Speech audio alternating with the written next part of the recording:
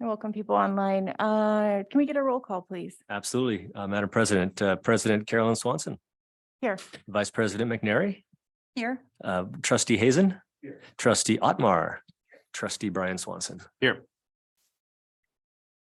And tonight we have student rep Ray Avila. He's absent. He's out. He's got a basketball game tonight, so Yeah. we wish him well. Yeah. The school decided to go ahead and continue to hold the home games, even though we dismissed staff a little bit early, and so everyone's really excited about it. And it turned out perfect, so that's great. Absolutely. It's very calm outside. Okay, well, we will miss him. Next on our agenda is adoption of the agenda. Dr. Portas, do we have any changes? No changes. I just want to make a note of a couple revisions, if I may. Sure.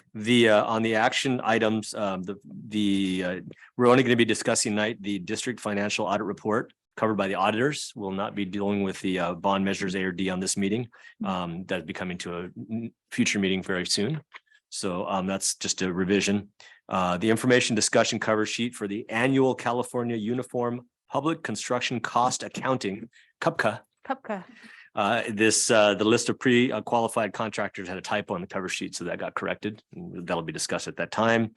Also, the reprioritization list is a typo. It's consent item G has been corrected. So someone noticed a typo on there and that got fixed.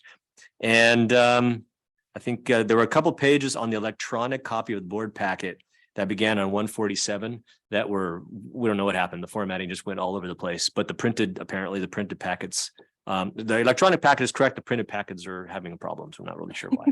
But the electronic is correct. So anyone looking at it online should be able to do just fine with that. Those are only revisions that we have. Otherwise, there's no amendments to the agenda. Thank you. And board, this is a time where if you have any questions or comments on the agenda, not the consent agenda, but on the agenda as a whole, please let me know. I'm not seeing any eyes right now, so it looks like nobody has any questions. Director Algazi, do we have anyone online for public comment or anyone, Billy or Buck, any public comment on this? 2 items and okay.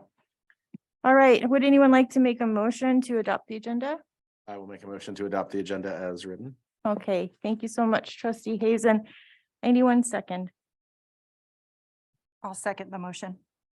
Seconded by Clerk McNary. Let's just do a majority vote then. So on the count of 3, no, I'm just joking. Okay. All in favor, say aye. Aye. And anyone opposed? Okay, passes unanimously. Agenda has been adopted. Moving on. Ralph, sorry, did you have something? No. Okay. No. I saw you in the corner of my eye, but I don't have my glasses on. So. No, I'm frequently checking on screen to make sure no one's has their hand raised. Thank you. Okay, with that, we will adjourn into closed session. Thank you all. Madam President, Session that's right a now. notes, quite right. All right, so we've got, looks like 5 items here on the agenda, negotiations related to collective bargaining session, planning and prep with the PGTA. Number 2, negotiations, collective bargaining session, planning and prep with the CSEA. Number 3, conference with legal counsel regarding pending litigation. Number 4, public employee discipline dismissal release complaint. Number 5, superintendent goals review. And with that, we will adjourn to closed session. I'm sorry. Any public comment on closed session items? Seeing none from online and none in person, we will now adjourn to closed session.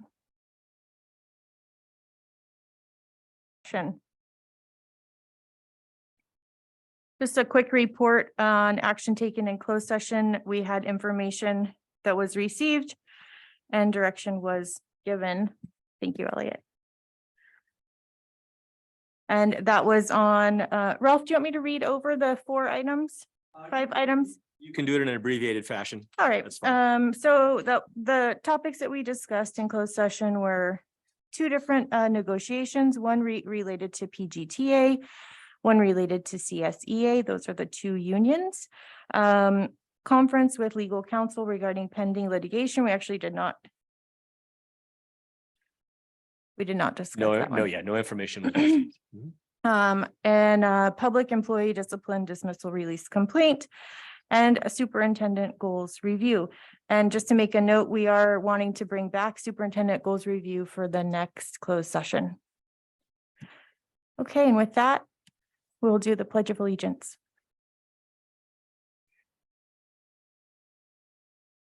Elliot, would you like to start? Pledge allegiance to the flag of the United States of America and to the republic for which it stands, nation under God, indivisible, and justice for all.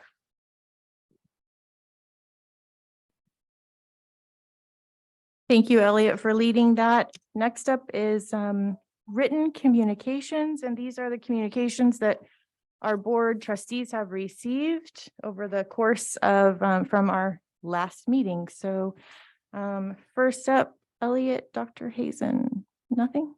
I have no communications to reports from the last meeting. Okay, and then I'm just going to go in this order. So Laura, Jennifer, and Brian next, please. No communications from me. Okay, thank you. None for me either. Thank you. Nothing. Okay, that leaves me. I got two written communications. One was related to asking for an update on the Robert Down crosswalk that's over there on 14th Street. And so I am conveying that to you. I have it tickled in my calendar for a little later in the month because I'm assuming there is no update on that. No, okay. Thank you, Joshua Jorn. And the other one I got was community human services check-in. They were just checking in to see if we had appointed somebody for their board of directors and an alternate. And we are in communication with them, letting you know that Trustee Swanson and Clerk McNary are those folks. And that's it. Next up is board member comments. Clerk McNary, would you go first, please? Sure.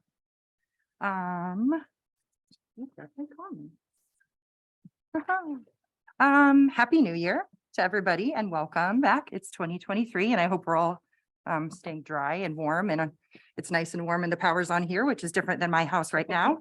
So hopefully it'll be a bit warmer and a bit brighter when we get home. I wanted to say thank you to Dr. Porras and Assistant Superintendent Jorn and Director Anderson and all of our staff for working so hard this week to keep the schools open and safe and our families informed and up to date about all of the constant changes. And especially appreciation to you all for the emails to the board, letting us know as things are changing. And the only question I had there was the cost that'll be associated with the weather, but I'm sure we'll be getting an update on that whenever the weather gives us a break. One question I did have with regard to board comments, because we're looking at the February break coming up and then spring break, was what, if any, childcare options we'll be able to provide to families or share with them, not necessarily through our organization, but others in the community. I know that February break can be a challenge for families. And that's it. Thank you. Thank you, Clerk McNary. Trustee Otmar? Happy New Year to everyone here. I am very happy as well to be in the lights and the heat. Thank you to Dr. Porras and to everybody in admin that kept us updated throughout what was going on this week. You guys all worked really hard keeping school going. I know that was probably pretty tough to do. Lots of trees falling, and Topes is probably continues to be busy. Aside from that, I have nothing else. Just a big thank you. Thank you so much, Trustee Swanson. I'll echo what everybody else has been saying. I think it's really impressive how quickly everybody was on it and dealing with what was supposed to be just a real terror of a storm. I mean, what they were talking about was worse than what we saw, but what we saw was still not great. So really impressive, just not surprising, but still just to see in the communication, I thought was fantastic too. And yeah, welcome back and Happy New Year. One last thing, because I had stopped by Robert Down over break, and I had not really had a real chance to take a look at the paint job. I know it's been there for a while, but wow, it is just spectacular. I mean, the whole building really just pops. So I wanted to call attention to that because it's really something to see. So that's all. Thank you. I have a couple of comments, and then after mine, I'll go to Dr. Hazen. So I was reading about the state of California. I thought that they were going to pass, I thought they were going to pass a law or some sort of mandate that we would have universal dyslexia screenings for our students in California, but it looks like that might be on hold. And so I wanted to bring it up here though, because I was wondering if maybe Pacific Grove Unified could lead the way on that. I don't know what the cost involved would be. I don't know the staff efforts, but I wanted to bring that up, and I think I'll bring it up if the board agrees, of course, for a future agenda item, possibly at the end of meeting. Also, speaking of agendas, before every board meeting, typically the president of the board and the clerk of the board get together with Dr. Portas and set the agenda, but it doesn't have to be the clerk every time. So I wanted to open that up to any trustee. Maybe if you want to come once a year or something, plug yourself in, just let me know in advance. Clerk McNary is okay giving up her spot there. I read through policy. It seems like it's fine for policy. If you guys find something different, please let me know. But I want to give that opportunity to any trustee so that you can really see that process. I think we should all be included as much as possible. And as the president, I don't have any more power or anything like that than the rest of us do. So I would like for us to all be as involved as possible. So just let me know on that. And then two other things. Communications update to the public regarding Measure D. We had that really great Director Anderson slide deck that came through, two different presentations actually that were really great. So I'm just hoping we can kind of get back on track to our monthly, actually our communications plan says monthly updates for Measure D. The last one came out November 2021. I know there's been some turnover in the department. But I also wanted to bring it up again so we can maybe get that flowing and maybe even just get Director Anderson's slide deck emailed out to the public because it was really informational. And then lastly, solar. Dr. Portas, where did that go? We talked about it ages ago at a meeting and it popped in my head the other day while I was driving and I thought, oh my gosh, where's that gone? We haven't talked about it in ages. No, we haven't. And we've talked about trying to find another group that we can work with, and we're still in that process. Okay. And again, it's the biggest challenge, of course, is solar in Pacific Grove and how does that look and how does that play out? And so it's not forgotten, but it's just simply, we're still trying to find the right. Okay, yeah, I Just thought we had vendor a to have that vendor. I discussion. thought they were gonna come and do an assessment and then just kind of, We'll give an update to dissolve. that. okay. Yeah. That would be awesome. Thank you. Those were my semi-lengthy board comments. Dr. Hazen, please take it away. Yes, I'll echo again that just the appreciation for how proactive the district has been for the impending weather. And I think as a family of the district, I feel very well supported, and I hope that the other families here do as well. And I just wanted to also mention, I've had a few popular press and scientific articles come across my desk on learning, really like how to engage children in the process of learning, in basically importance of instilling the love of learning in our children, creating a lifelong culture and interest in such. And so it's a very good weather vane, pun somewhat intended, of why we're all here. So just wanted to share with the community and broader, if you guys have these articles, if they come across your desk too, please pass along to the board. I love the epistemology of it all. So thanks. Thank you. Next on the agenda is item C, which is the superintendent's report. Thank you, Madam President. I'll make it quick in deference to the long agenda, but I just want to start first off by not only thanking my cabinet for just the think tank we did as the weather hit, and no one does this work alone, certainly, and just trying to balance out how we're going to make it happen and understanding that it's not going to work well for everybody, but what can we do to help make our staff and our students as safe as possible? So thanking the cabinet, certainly Assistant Superintendent Jordan, our director John Anderson, who he's out there in the wee hours lately just looking for branches and looking for whatever's unsafe, and he is just remarkable. So I want to express that appreciation to the entire admin team for the work that they've done, but more especially to the entire staff in the district, the teachers that are taking care of the students. That barometric pressure, I swear, has an impact. I said this earlier on lots of creatures, including middle schoolers we were talking about. And but it's just the storm has really brought some amazing effects, I think, on our students' behavior, and rightfully so. And the staff has been remarkable in balancing that and making good opportunities for our students in spite of a bad situation. And so anyway, we're glad that we could try to do the best we can to help the safety of staff. It's not over yet. And so I just want you all to know, and certainly the folks in the community know, we may still have to take a look at potential closures on a day, depending on power. We got a big storm coming in on Monday again. So we're going to do everything we can not to close schools. Even if it's in the midweek, where we can start without power, knowing the projection is going to be a couple hours in, it'll pick it up again, because we know it's hardship on families when students can't be in school. And so we're going to do our very best to make the best decision for the safety of our students, but for folks to understand that we do take this very carefully, and we're going to make the best decision we can for everyone, and appreciate the board's support and the work that's being done. And then the only other piece I wanted to comment on, other than Happy New Year as well,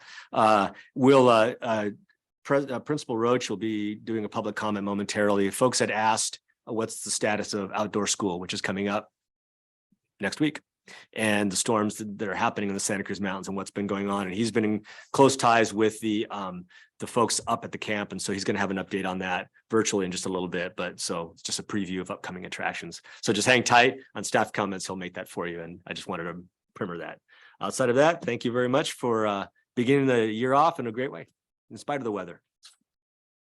Thank you. Thank you, Dr. Portis. Okay, item D under communications is PGUSD staff comments. These are on non-agenda items. So if you're a staff member and you want to comment on an agenda item, please wait until we discuss that item. Otherwise, please start raising your hands online so we can get you in the queue. And in person, I see Mr. Keller approaching the podium. So please go ahead, Mr. Keller. Sean Keller.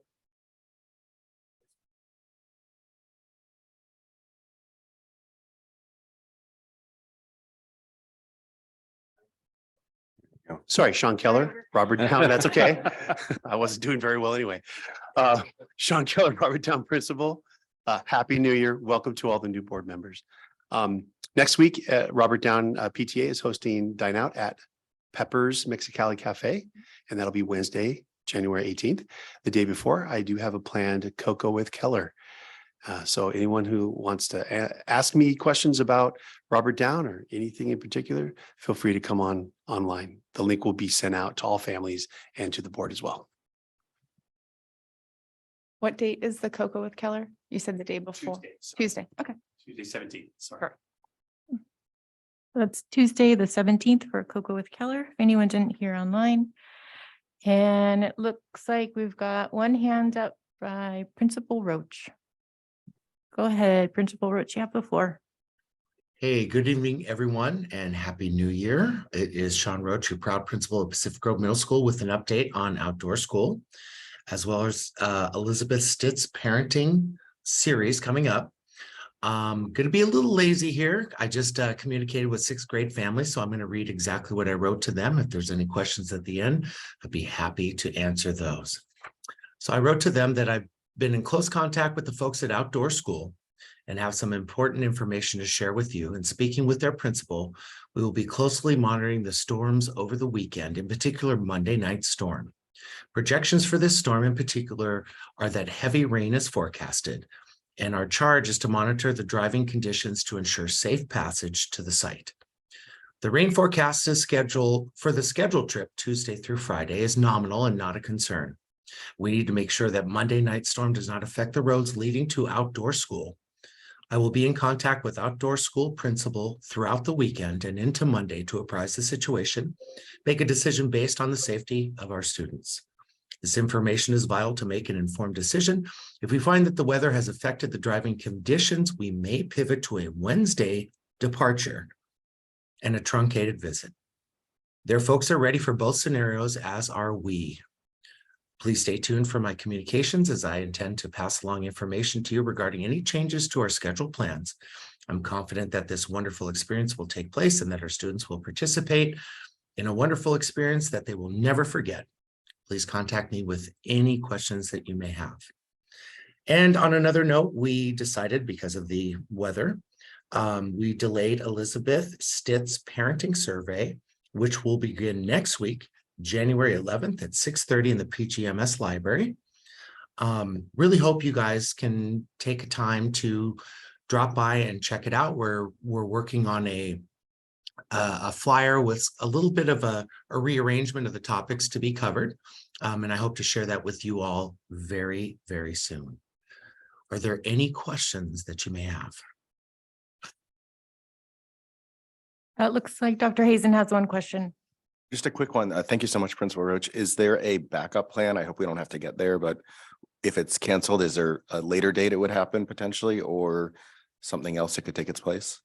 That is why my fingers and toes are crossed at this point. It is because there are no further dates at this point. We would be number one on the wait list, but that doesn't guarantee anything at this point. In speaking with Heather, who's the principal of the outdoor school, we noticed that that this big storm that was supposed to roll in was not quite the storm that we thought it was. She indicated that the roads, the culverts, everything was functioning properly. So I'm very optimistic that we're going to make this go. Again, though, I do want to monitor Monday's storm just to make sure that we're, you know, making sure our kids are safe. Thank you, Principal Roach. It doesn't look like the board has any other questions, so we're going to go to the next PGUSD staff member wanting to comment. It looks like we have Erica's iPhone, perhaps Ms. Chavez. Hi, yes, this is Mrs. Chavez from Robert Town.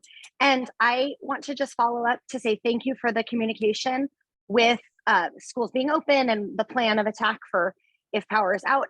I would further like to request that stipended coaching positions be included in the district-wide emails that go out from Dr. Porras, because there were some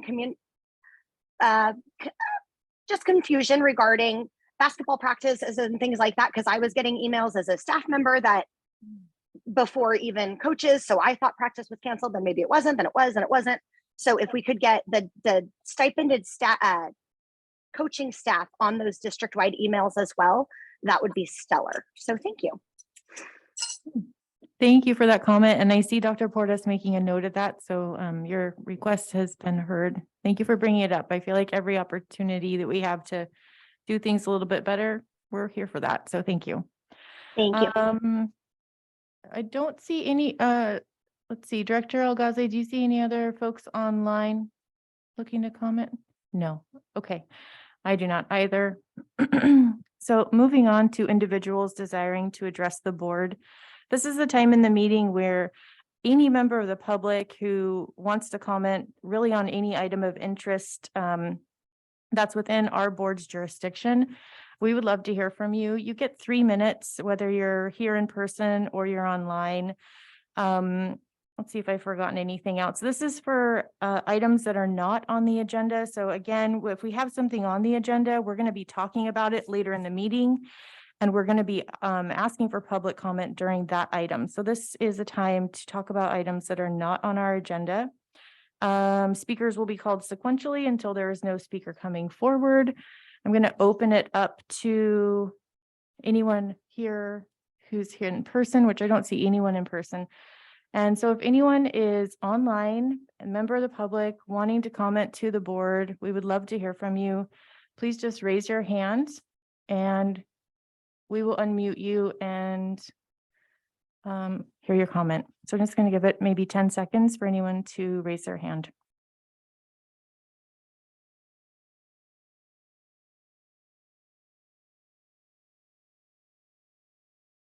I don't see anyone raising their hand for public comment at this time. So I'm going to move on to the consent agenda. Okay, so our consent agenda is kind of a one-stop shop. It's a moment where we adopt everything that's on the consent agenda all at once. So right now I'd like to ask the board if there is any questions about the consent agenda, anything that they would like to pull, et cetera. I had most of my questions answered already, but I would like to pull F. Okay. And item F is titled Contract for Services with Screenagers. Yes. Thank you. Anyone else like to pull or have a quick question comment about consent agenda? I don't see any questions here from the board, so I'm going to actually ask the public if they have any questions. And I don't see anyone here in person, and I don't see anyone online either. I don't want to go too quickly online, but I just don't see anyone raising their hand online. So bring it back to the board in case anything has popped in your mind from 15 seconds ago. I don't see anybody. Okay, so let's make a motion. I'll do a motion to accept consent minus item F, and we'll bring item F back right after we approve this consent agenda. I'll second. Thank you. Motion made by Carolyn Swanson, seconded by Brian Swanson, no relation. Can we get a majority vote? All in favor? Aye. Aye. Anyone opposed? Okay, motion passes unanimously. Thank you all. Next up is a further discussion of what was agenda item or consent agenda item F, but is now action item F. Is that right, Ralph? Would you say that's now action item, Ralph? Yeah, that's fine. And then you just moved F before A, which is completely fine. Yeah, that makes sense alphabetically. Sure. Okay. Yeah. So trustee Otmar, please go ahead and tell us what you're thinking about item F. So it's more of a question, maybe clarification and possibly action later. I'm not sure how this will work, but we're specifically under F, number 22, fingerprinting. So I'm kind of just looking at the options here, and I guess this could apply to not just consent F, but anything that's talking about fingerprinting. The one that draws my attention is the second box reading fingerprinting / criminal background check consultant himself, herself. And so this appears to be, and it was confirmed that this is a self-attestation of fingerprinting and background check. And I don't feel like I'm really comfortable with that. Perhaps we could specify that somebody is going to attach a copy, but to have somebody say, yes, I have passed a criminal background check and I've passed fingerprinting, I'm fine, and check the box. It just doesn't sit well with me. Assistant Superintendent Jorn or Dr. Portis, would you like to speak to that? Perhaps why we have that in the agenda as is? I can, Or Director Menke? Director Mankey, you want to speak to it? While you're going to the podium, we did this item has come up a few times as the board has asked us to try to clarify more the fingerprinting process on contracts. And so we've kind of adjusted this a couple of different times to try to make it a little bit more clear to show what's been going on. But I'll let Director Mankey. Yeah, and I was actually going to say exactly that this same comment came forward previously. One reason why we can't attach a DOJ notification is we're not allowed to. So it's very confidential. I don't know if there's a workaround, something that we could talk about, but for someone to for a business to give us their fingerprinting form, we can't give anyone's fingerprinting information out. Even our processes, we can't keep them. We have to we make note of that a person has passed their processing, but then we are supposed to shred the actual confirmation. So other than what we're doing, I think that was the conversation previously, and this was kind of where we I think it was Christy that might have brought it up, but that's where we landed. So if we could think, I don't know if we could think of a workaround on that. Okay. So I see the one above it says fingerprinting / criminal background check.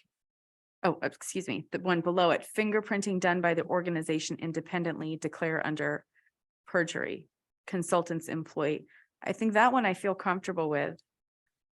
It's the one above it. Let's say it's sort of it's somebody that is employed by themselves, or they're coming to, I don't know.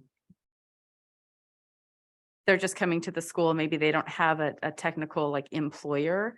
That's what's not sitting well with me. That somebody could come on campus and say, I'm good, I've checked the box, I'm okay. And so how do we know that that's correct? I Mhm. guess that's my question is, how are we knowing as a district that the person that we're allowing to come onto campus and interact with our students, how do we know beyond just checking this box and saying, yeah, I promise? How do we know that that's true? I understand your question. I think Assistant Superintendent Jordan had a comment. Right, so I see the issue. There's definitely, and I would defer to Trustee McNary on the legal implications of us having further information related to a DOJ or FBI background check. The self-attestation is, and they're doing that under, without purging themselves. So we ran into this before. I've seen this before.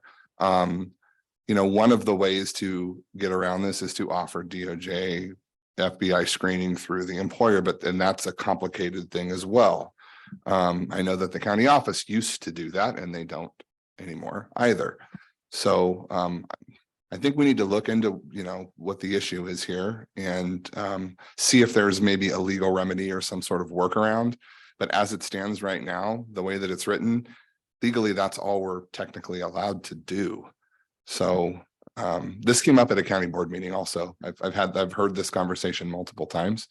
So essentially they're saying, yes, I went in and I had the background check done. And if something was to be flagged, we would then be notified under penalty of perjury. So that's essentially what it is. In terms of actual, when these consultants actually come in, it's extremely rare. I would say it probably doesn't even happen where the consultant is alone with students at any time.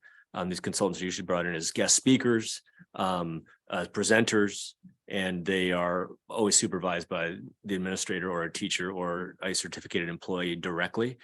So it's very rare that there's ever, the fingerprinting piece is important, I understand as a background, but they're never alone with students. That we had talked about that conversation before as well. And that's why the no contact with students box is there. That's probably the more common, that they would not be directly contacting individual students. So I think that box was there only as an attempt to try to figure out how can we find the fingerprinting, but you can hear the process of it's really difficult. That's a new box for us too, because that's not something that we had done in the past for the reasons that we just talked about. So I'm not sure what the solution for that would be either. I'm going to keep nitpicking. So sorry. So I mean, as a parent, I can't remember the cost of it now, but what, $25 or whatever it was, I'm fingerprinted. Yeah, exactly. Live scan. So is there an option for something like that? Where this contractor's coming in, can we do a fingerprinting like that? And I understand the box and no direct contact with students, but if somebody has a criminal history, something like that, I don't necessarily want them on campus in general. I don't think anything would happen on campus at that time, but I'm just saying to have the exposure to our kids. If there's a way to work through this with live scan, something like that. I mean, I don't know if that's feasible, but just off the top of my head, that's kind of okay. We'll definitely take a deeper look. In this particular case, this is for a movie license. So for this particular item, I don't think there's an impact, but for future items that regarding the fingerprinting, we'll take another look at it and see what we can do for that. That helps. Yeah, Trustee Otmar, I appreciate you bringing this up because I've also had concerns about this, and I'm wondering if the board would feel more comfortable if it was really a change in wording, an update in wording, like it says declare under perjury under one of the boxes. Maybe we could add that to the other box, and then perhaps there is a form, some sort of affidavit that could be attached to this that doesn't disclose confidential information, but is kind of, zoomed out a little bit and really calls out to this person, like, you are signing this, you are saying, that you have done this and that you're background checked and fingerprinted. if that is the only way we can do it. You know, I hear what trustee Otmar is saying, to have someone actually do it through our system, because that would be ideal to have everyone be able to come through. I don't know if it's possible to have everyone come through. And so if it isn't, I do think there's room to kind of tighten this up. And I don't want to take words out of your mouth, trustee Otmar, but if something like that, perhaps the staff could look at something like that and bring it back to us to update the wording in the contract. Would that be okay with you? Okay, We'll check in with legal counsel as well and see if there's, I know we have already, but we'll bring it back and maybe there's another tweak we can do. okay. I think that's wonderful. Thank you. With that, does anyone else in the board? Oh. Yeah, is that, can you check with him and see if that's an antiquated hand or if that's a current hand? Okay, so board, if it's okay with you, I'll go out to public comment and come back to you. Okay. Principal Roach, please go ahead. Good evening, trustees. Sean Roach, principal at Pacific Grove Middle School, and I'm a slight bit confused. I'm wondering if there's any questions specific to screenagers or the viewing of screenagers, any concerns, any questions that you may have. It's kind of a vital part of our 4-part series throughout the year. We really want to make sure that our students understand digital citizenship and some of the pitfalls of social media and video gaming, especially as they go into the summer, where their screen time is almost certainly going to increase. So if the board has any issues with that, I just want to make sure that I'm able to answer those for you. Thank you, Principal Roach. From my understanding, the concern was more of the document itself. And we may or may not bring that back as an agenda item, or that could be something that just gets remedied outside of a board meeting. But we are about to vote on this item and pass it. I'm assuming it will pass. So does the board have any questions about this item specifically for Principal Roach about the screenagers? No? I Okay. do not. You do not? Okay. I don't see anyone here in person either or online. So trustee Otmar, would you like to make a motion to approve action F? Yes, I'll move to approve action item F. Okay, and I'll do a second on that. So let's do a majority vote, please, on action item F, contract for services with screenagers. All in favor, please say aye. Aye. Anyone opposed? Okay, thank you. Passes unanimously. Principal Roach, you're all good to go with screenagers. And we're going to move on to action discussion A, which is Assistant Superintendent Jordan's item. So please go ahead. Thank you, Madam President. So today, and as Dr. Porras mentioned, we have an action item here and is related to the district-wide financial audit. We struck a portion of the financial audit, both the audit report from Measure D and Measure A, because it is still underway. And Ryan Zielinski, who's in the audience here, will bring back that audit to this body sometime more likely than not in the month of February. But under state law, we are required to bring this forward to the board to reflect the annual audit that was done of the district's finances. This audit has to be sent to the County Office of Education and the California State Controller's Office once it's been approved by this body. The audit was performed by Eide Bailey. They've been with the district for for some time now, and electronic copies were distributed. And if the public would like to see a copy, we can distribute that to them as well. And today we have Ryan Zielinski here, who is the senior manager with Eide Bailey, and he is going to present the 21-22 financial audit for the district. Good evening, members of the board. Thank you, Josh. Oh, yeah, green, I think is good. Okay.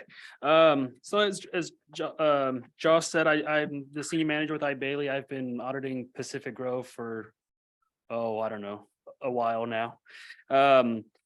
And what I'll do is I'll just kind of discuss the financial statements, give a brief overview of kind of how they're structured, and that's and then if you guys have any questions for me, I can answer any questions. But before I do, I just want to say thank you to the staff members of Pacific Grove School District. Going through an audit's not a comfortable thing to go through. But every time we're here, it's always a pleasure to be here and to get the job done. So The first, so right after the table of contents is the opinion letter. That's the main reason why we do this. And in the district receive an unmodified opinion, which is the best opinion a district can get. It means that the financial statements, there's no, in our opinion, material misstatements. We give reasonable assurance on that. So that's always good to see. You don't want a qualified or an adverse opinion letter. And then immediately after that is the management discussion and analysis. That is the condensed financial statements. It's a little bit easier to read. It also has the prior year information as well, so you can kind of see what changed during the year. And then a few pages after that, starting on page 13, are the entity, we call them the entity-wide financial statements. This includes all of your long-term items, your capital assets, long-term debt, pension, OPEB, those kind of items that your normal financial statement, your fund financial statements don't include. So I just want to note that there is the net position, the total net position is a negative about $15.7 million. But I just want to note that in recognizing the pension liability, that brought down the net position about $33 million. So if you're taking that into account, it's about a positive $18 million. And throughout the report, you'll see the beginning balance was restated. That was due to the implementation of GASB 87. What that did is that just kind of it changed how leases are recognized in the financial statements. The impact on the net position, it was only a couple $100, I believe. So, but when you see restatement in or restated throughout the financial statements, that's what that's referring to. And then immediately after those are the district's fund financial statements. Those you'll see your general fund, building fund, those kind of items. And after those, you go about 100 pages past that. There is a summary of auditor results. That's generally the second place that people look to when they read the financial statements. So you'll see there's 3 sections. There's the financial statements where you'll see the unmodified opinion letter or opinion, the federal awards. We didn't have any findings for the federal grants or anything like that for the ones that we tested. And then the state compliance area. The state puts out a audit guide that we have to follow, that we have to audit the district on various compliance areas. So that one, there were a couple issues there, but there was no loss of funding or anything like that with the compliance issues that we found.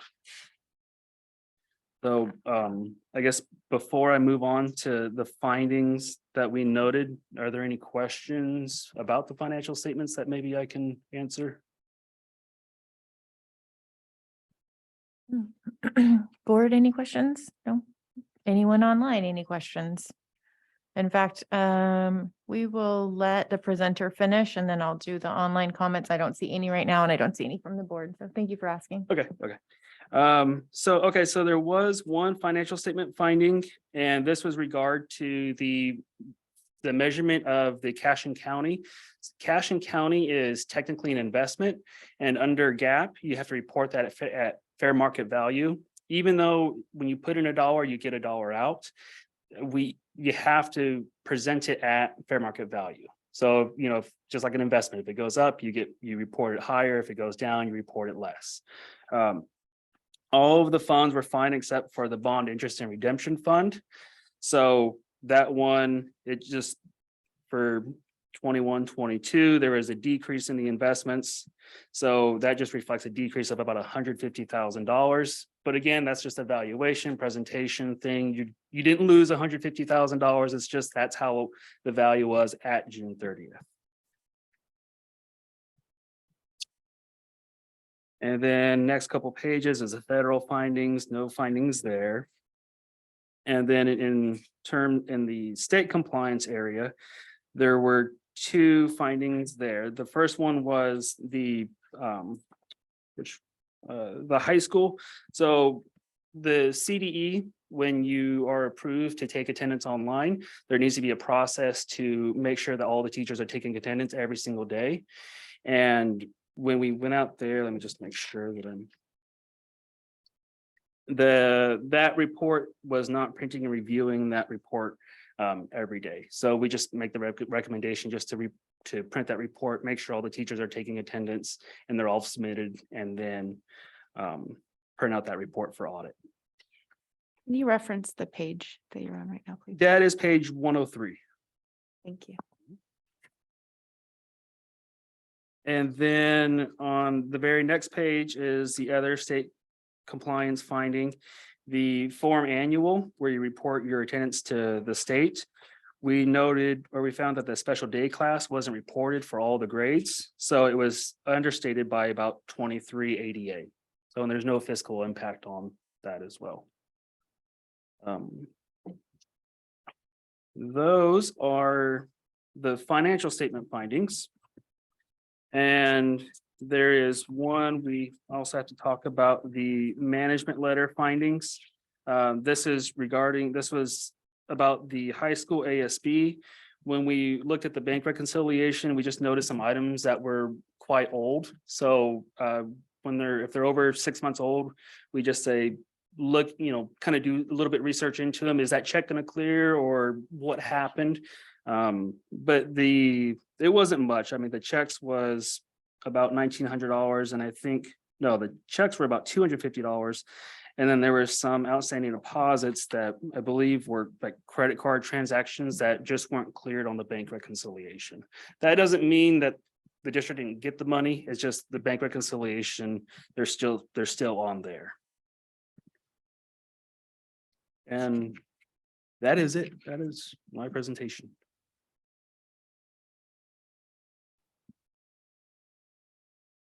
Trustee Swanson, do you have any questions?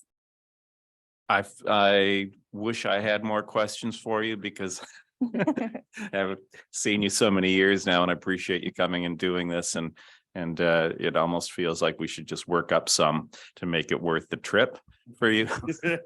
Maybe I could just stay in Monterey. It's worth it. Yeah. Okay. But no real, nothing major, just probably more of a comment. I love that it is so thorough that you find that, oh, there's a check for $250 that, it's like those little things. To me, that shows just how amazingly thorough that you guys are with what you do. So beyond that, no, I've got nothing. Thank you for coming. Appreciate it. Yeah, so I'm guessing that the seriousness of the high school attendance not being reported is not all that great, since we still got an unmodified rating. But how serious is it? Like, is it just very basic, or what would you say? In this case is not really a big deal. Okay. But the district's basic aid, right? So you're not funded on ADA. Mhm. But if the district isn't, then the reason that process is there is because if a kid is in class for one period, the district is claiming ADA for that, right? So if they're not running that report, and so when the teachers take attendance, they mark the kids absent. Mhm. So if they're not running that report and making sure that the teachers are taking attendance, then the system is automatically marking those kids as being present. Mhm. So if the kid's really absent, but then if the kid is absent, then the district is claiming ADA and they're getting funded on I that, see. right? So it can result in large amounts. I've had districts where they weren't running that report, right? And so then we did a little bit more digging, and their ADA was probably overstated by about 15 or 20 ADA. So it can get large. Mhm. But when we see that not happening, we're like, hey, just to let you know that you want to make sure that this process is being followed. Okay. And when the state does approve your attendance system, that's one thing that they require as well. Okay. I haven't seen that on the audit in previous years for our district. I'd only seen, we had some ASB kind of accounting things that needed to be remedied, which it sounds like they mostly were, but there was just some old items in the reconciliation, it happens. Yeah. So, Yeah. okay. Thank you for coming from Fresno. Yes. So Yep. thank Yeah, we're you. based in Fresno. Thank you for doing that. Yeah. Of course. Okay. Of course. Dr. Hazen. I apologize. We haven't given you better weather, but again, thank you for coming. And just want to say the word audit tends to make things creep up my spine. So congrats to Assistant Superintendent Jordan. This seems like a very good result. So thank you. It was song. Oh, gosh. Okay, Clerk McNary, any comments? No comments from me. I think the unqualified opinion is exactly what we're looking for overall. So good Mhm. with it. Thank you. Trustee Otmar? Oh, I'm sorry, Brian, did you have something? Well, we can come back. I just had one question. Okay, about I'll the word. circle back to you after Trustee Otmar. So I'm hearing two different words used. One, in the cover sheet, it says unqualified. You've written unmodified. Am I Oh. missing something? Because I thought unqualified. I wanted to ask about that before. It's like, well, that's an odd word to use. Yeah, When it should have been unmodified. Unmodified. Yeah, Okay. yeah, clean No, audit. you were, it's like, it's wrong in our cover sheet, but it's correct in your report. It's just like, that, I just thought that's such a weird word to use. This unqualified is good. But it's unmodified. Great. All right. Thank you for that. Thank you for that detailed question. I like that, Brian. Thank you. Trustee Otmar? You actually answered the question that I had, which was in the financial statement findings about the net decrease in investments of 151,000 and some extras. And it said the fiscal impact was none. So I was a little bit confused about that, but it sounds like there was no fiscal impact because It got reversed July 1st. Okay. So, yes. Some years it goes up, some years it goes down, and it's just a valuation thing. fantastic. Perfect. Really fantastic. And can I direct a question to you, Dr. Porras? About the attendance, is that something that's going to be taken up with the district? Are we missing attendance, or is that not being accounted properly? Oh, thank you. So the process of reconciliation is going to be reviewed, and I've already discussed with Principal Garcia and his staff as well. A way to reconcile moving forward. So we'll be working on that with them prior to the next audit. Okay, and then can we get some kind of a follow-up with that, just to kind of see how things are going, or? Sure. Okay. Thank you. All right, thank you, board. Any public comment? Anyone in person or online? Just going to give a few seconds online.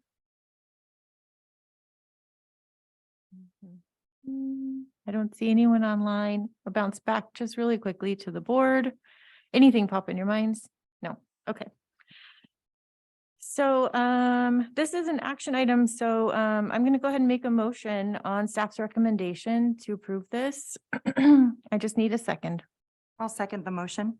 Okay, motion by Carolyn Swanson, seconded by Clerk McNary. All in favor? Aye. Anyone opposed? Motion passes unanimously. Thank you so much for your time and all your work. All right, Thank you. All right, have a good night, everyone. Good night.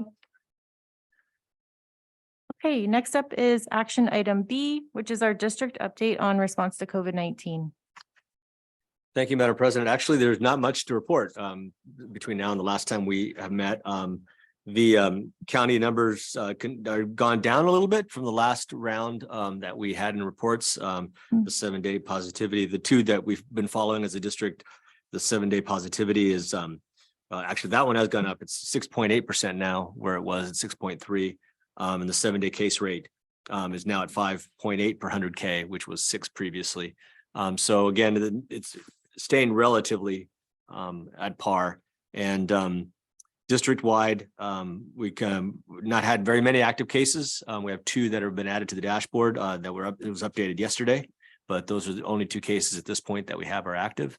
And we have other antigen test kits that are still available and can get more if we need them. We've had some requests here and there from families, but all in all, haven't received a lot of requests anymore. We did the distribution before the break, as we had said we would do. So we're watching that carefully, but again, not seeing a whole lot of absences or concerns. There have been other illnesses, just colds, those kinds of things. But in regards to COVID, not as many reported. And as always, we continue to stress with our families, if you're not feeling well, stay home, stay masked as needed. And really, that's about all I have right now. So I will say that we're We had some requests from the public. I think Dr. Pelk had posed a question in regards to some testing possibilities, and Nurse Powley is looking into that now with Lightspeed as possibilities, but we have yet to kind of get that solidified. So we'll take a closer look at that as soon as I get a little bit more information from her. Okay, I was going to ask you about that. So maybe at the next meeting, I'll ask you if what has come up through that, or do you want to just send a board update? I can send a board update once I hear.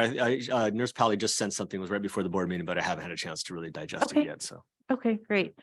Board members, I'm just going to look at you like as a blanket. Does anyone have any comments or questions about this? Dr. Hazen?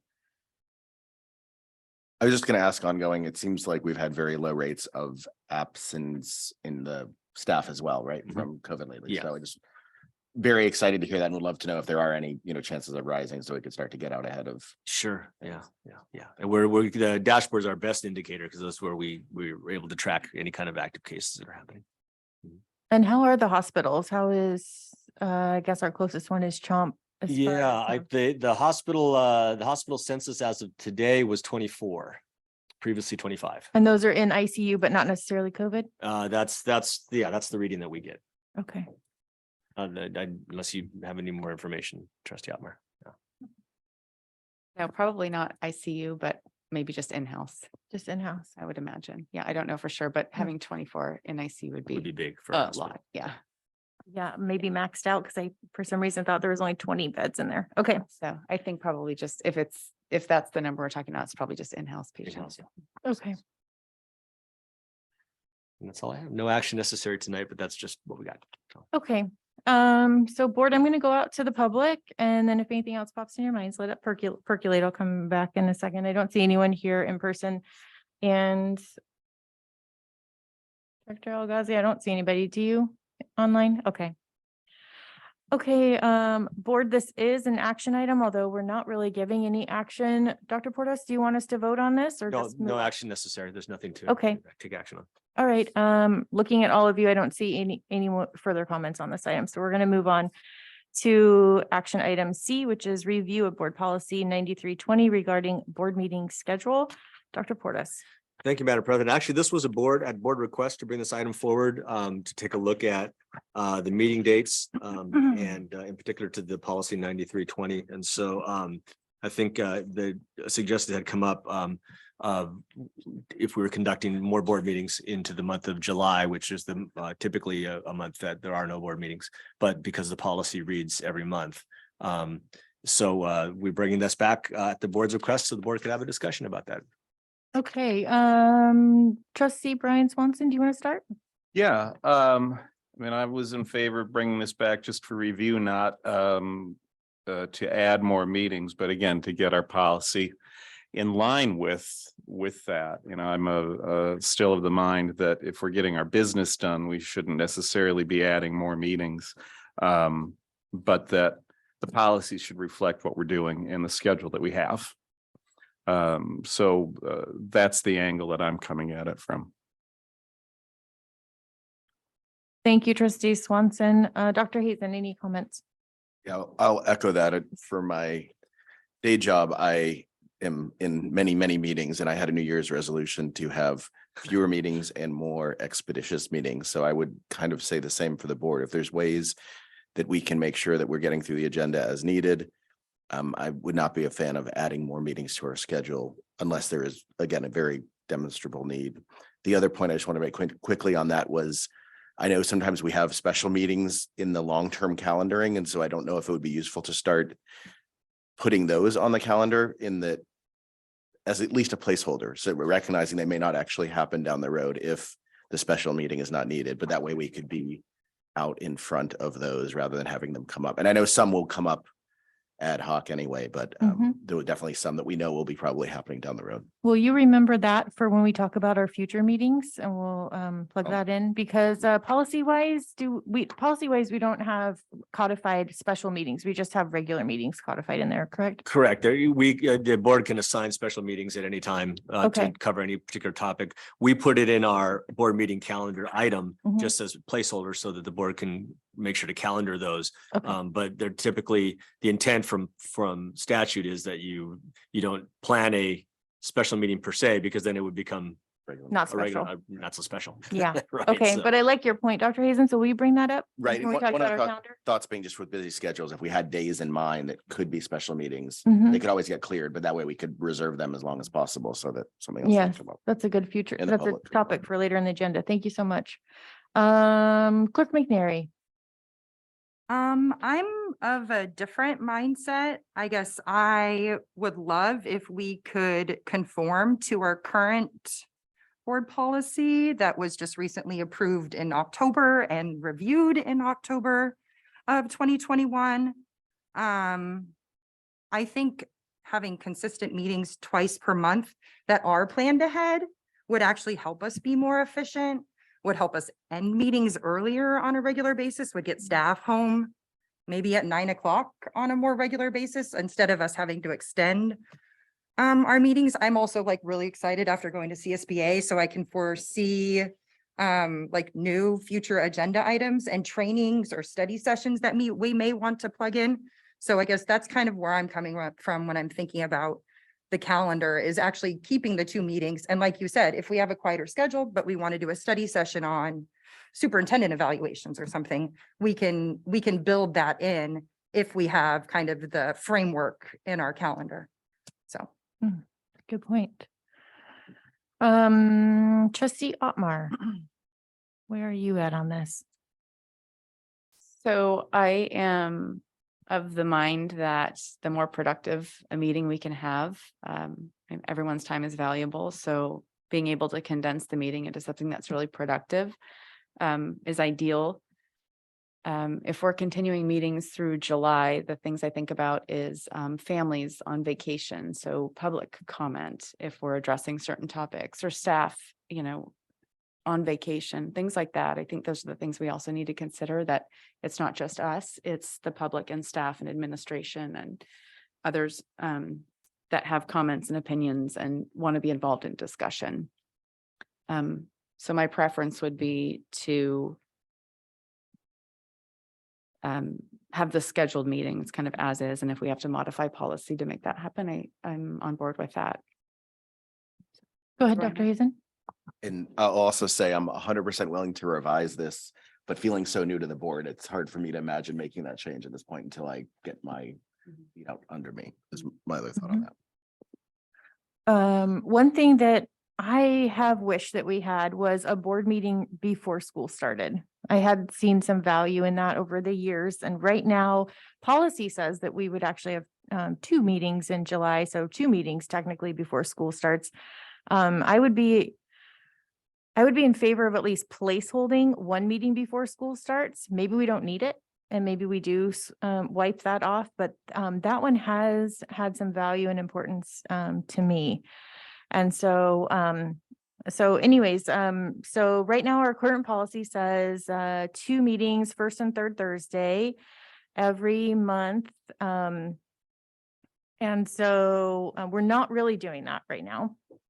So our options are to adjust this policy to kind of what we are doing, which is we don't have any meetings in July, or add more meetings to the calendar. Go ahead, Dr. Hazen. Could I basically, again, because I'm new to the board, but what Mhm. were, if you wouldn't mind sharing some of the ideas or some of the agenda items you would foresee on a July meeting that couldn't be accomplished via, obviously not email, but. Yeah, there, it's so mostly like, this previous summer, we got together to talk about the mask mandate. So that is an emergency circumstance. We don't have COVID every year. But that was something that we actually had, it was valuable to have that time period kind of, on the schedule. The other things don't bother me so much. Of course, there's contracts that have to happen during the summer. There's things like that, that we kind of ratify when we come back. I'm not worried about that as much. I'm worried about anything that affects the students and the staff where they need guidance and they're perhaps back, they're not, maybe the students aren't back yet, but the teachers are back, and it's kind of like, but the board doesn't meet until 2 weeks and, school starts. That's kind of where I was seeing it. Thanks for asking. I'm going to go to the public real quick and see if they have any questions about how often we meet, or which I would love to hear from anyone who has. Oh, yes. we have a public comment in person. Go ahead, Director Rogeman. Thank you. Good evening, trustees. Buck Rogeman, the Director of Curriculum and Special Projects. One of the things I think that we've appreciated in the past is a recognition of the academic calendar and kind of our business and personal lives kind of working together and having the school board meetings reflect that. I think that, you know, a meeting in late July makes sense. I think that especially admin will be able to attend that meeting. I don't know how many staff would be available at that time since their work year has not started. I think that we've taken a real common sense approach to working around the holidays at times when sites are really impacted with what's going on at those sites and lightening the meeting load in months like December. February also was a month that only has 4 weeks in it, and one of those weeks were off. So I think that as you go to build that meeting calendar, that you know, kind of that thoughtful approach to placing the meetings and getting that business done. So the quality input that you hope to get from staff is going to be available for those meetings as well. So that's the only thing that I would say as you go to approach. And I don't have the answer for how to craft the policy in that way. However, I do know that practical aspect of working the board meetings so that you have the input that you need from the folks that are on the ground doing the work that can help to inform the decisions that you have to make that is going to best represent and best serve our students. Thank you. A point of just clarification from where I was coming from. My concern, I love the idea of a late July meeting, and thank you, Director Rogeman, for informing the process for us in that way. I also noticed that our policy, there are a few months we don't meet twice a month: February, November, June, August, October.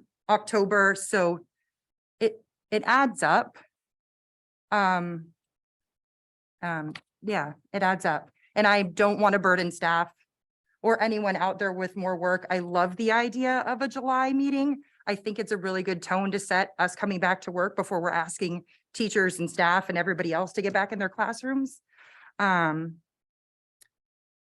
I guess I'm not in favor of more meetings. I'm just in favor of being consistent with what we have in policy. Mm-hmm. Yeah, because policy, you go ahead, Dr. Portis. No, it's okay. If I may, I just wanted to add a little bit of historical perspective, if I may. This language that you see here is pretty much boilerplate for every district in the state. They'll follow this one. The key wording that districts typically follow is towards the end of that sentence, where it says in the first and third Thursday at the time, date, location as adopted by the board. So the intention is not that you would have a board meeting every month of the year. It's you would have 2 board meetings on every month that the board decides to have meetings. So in the calendar that we adopt here, and then at the organizational meeting, we're saying every 2, this on the action item that we take is the adopted board calendar for meetings. So the fact that July meetings don't exist is that the board has decided not to have meetings in July. So it's not a violation of policy. It's just simply that's the month that the board has decided not to have them. So the single meetings on some of those months, like in February is a good example. It's a weird month because the break falls in the middle of it. And it's also actually a relatively quiet month business wise. And so in the past, the board has opted for one just because one of the meetings is really usually very light. And so one agenda is sufficient to cover the business of the district because there's not a whole lot else happening. Now, certainly the board could say, well, let's take the second meeting and do something or some kind of organizational governance topic or something that you'd like to do as well. But that's kind of how in the past, that's how it's been sort of spaced out. And July is always the board in the past. I mean, at least for the 16 years that I've been here, plus in Santa Cruz, I don't know of any boards that meet in July really for regular meetings. And part of it's because the staff is pretty much gone at various times throughout July. And then schools are building up their schedules, getting things together, and there's just a lot of work to be done in that respect. I think the board has also in the past done, as we did with the mask, as the month begins and there's a need for a special meeting, we'll let the board know, hey, we have this topic coming, we need to put in a meeting, and a special meeting doesn't have to happen on Thursday, it could happen anytime.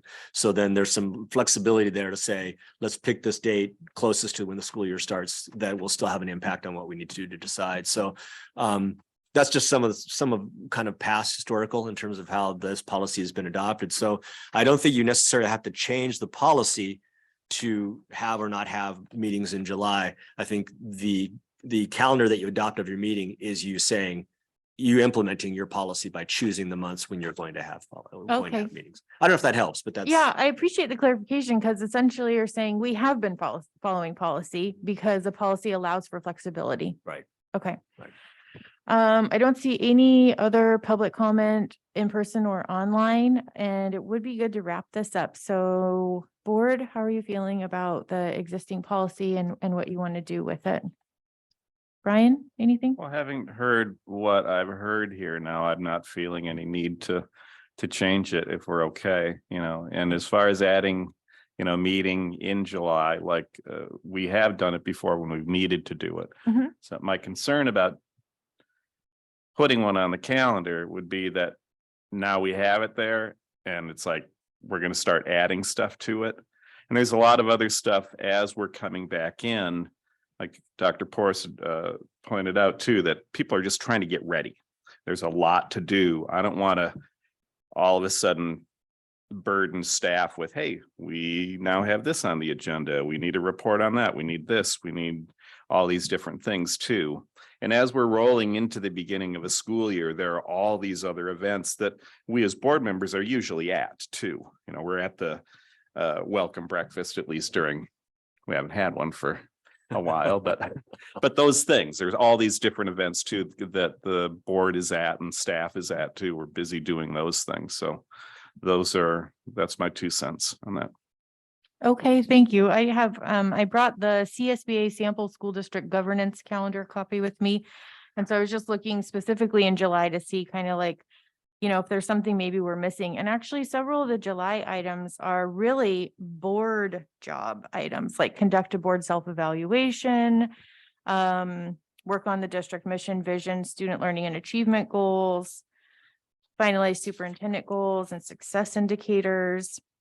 I'm reading those, but I'm also realizing that Dr. Porras would have to be present at those, and that's your busy time. Yeah. July is your super busy Yeah. time. So it's pretty crazy as we're getting stuff. Yeah. together. And this is not, this is flexible to be adopted however we want to do it. So I think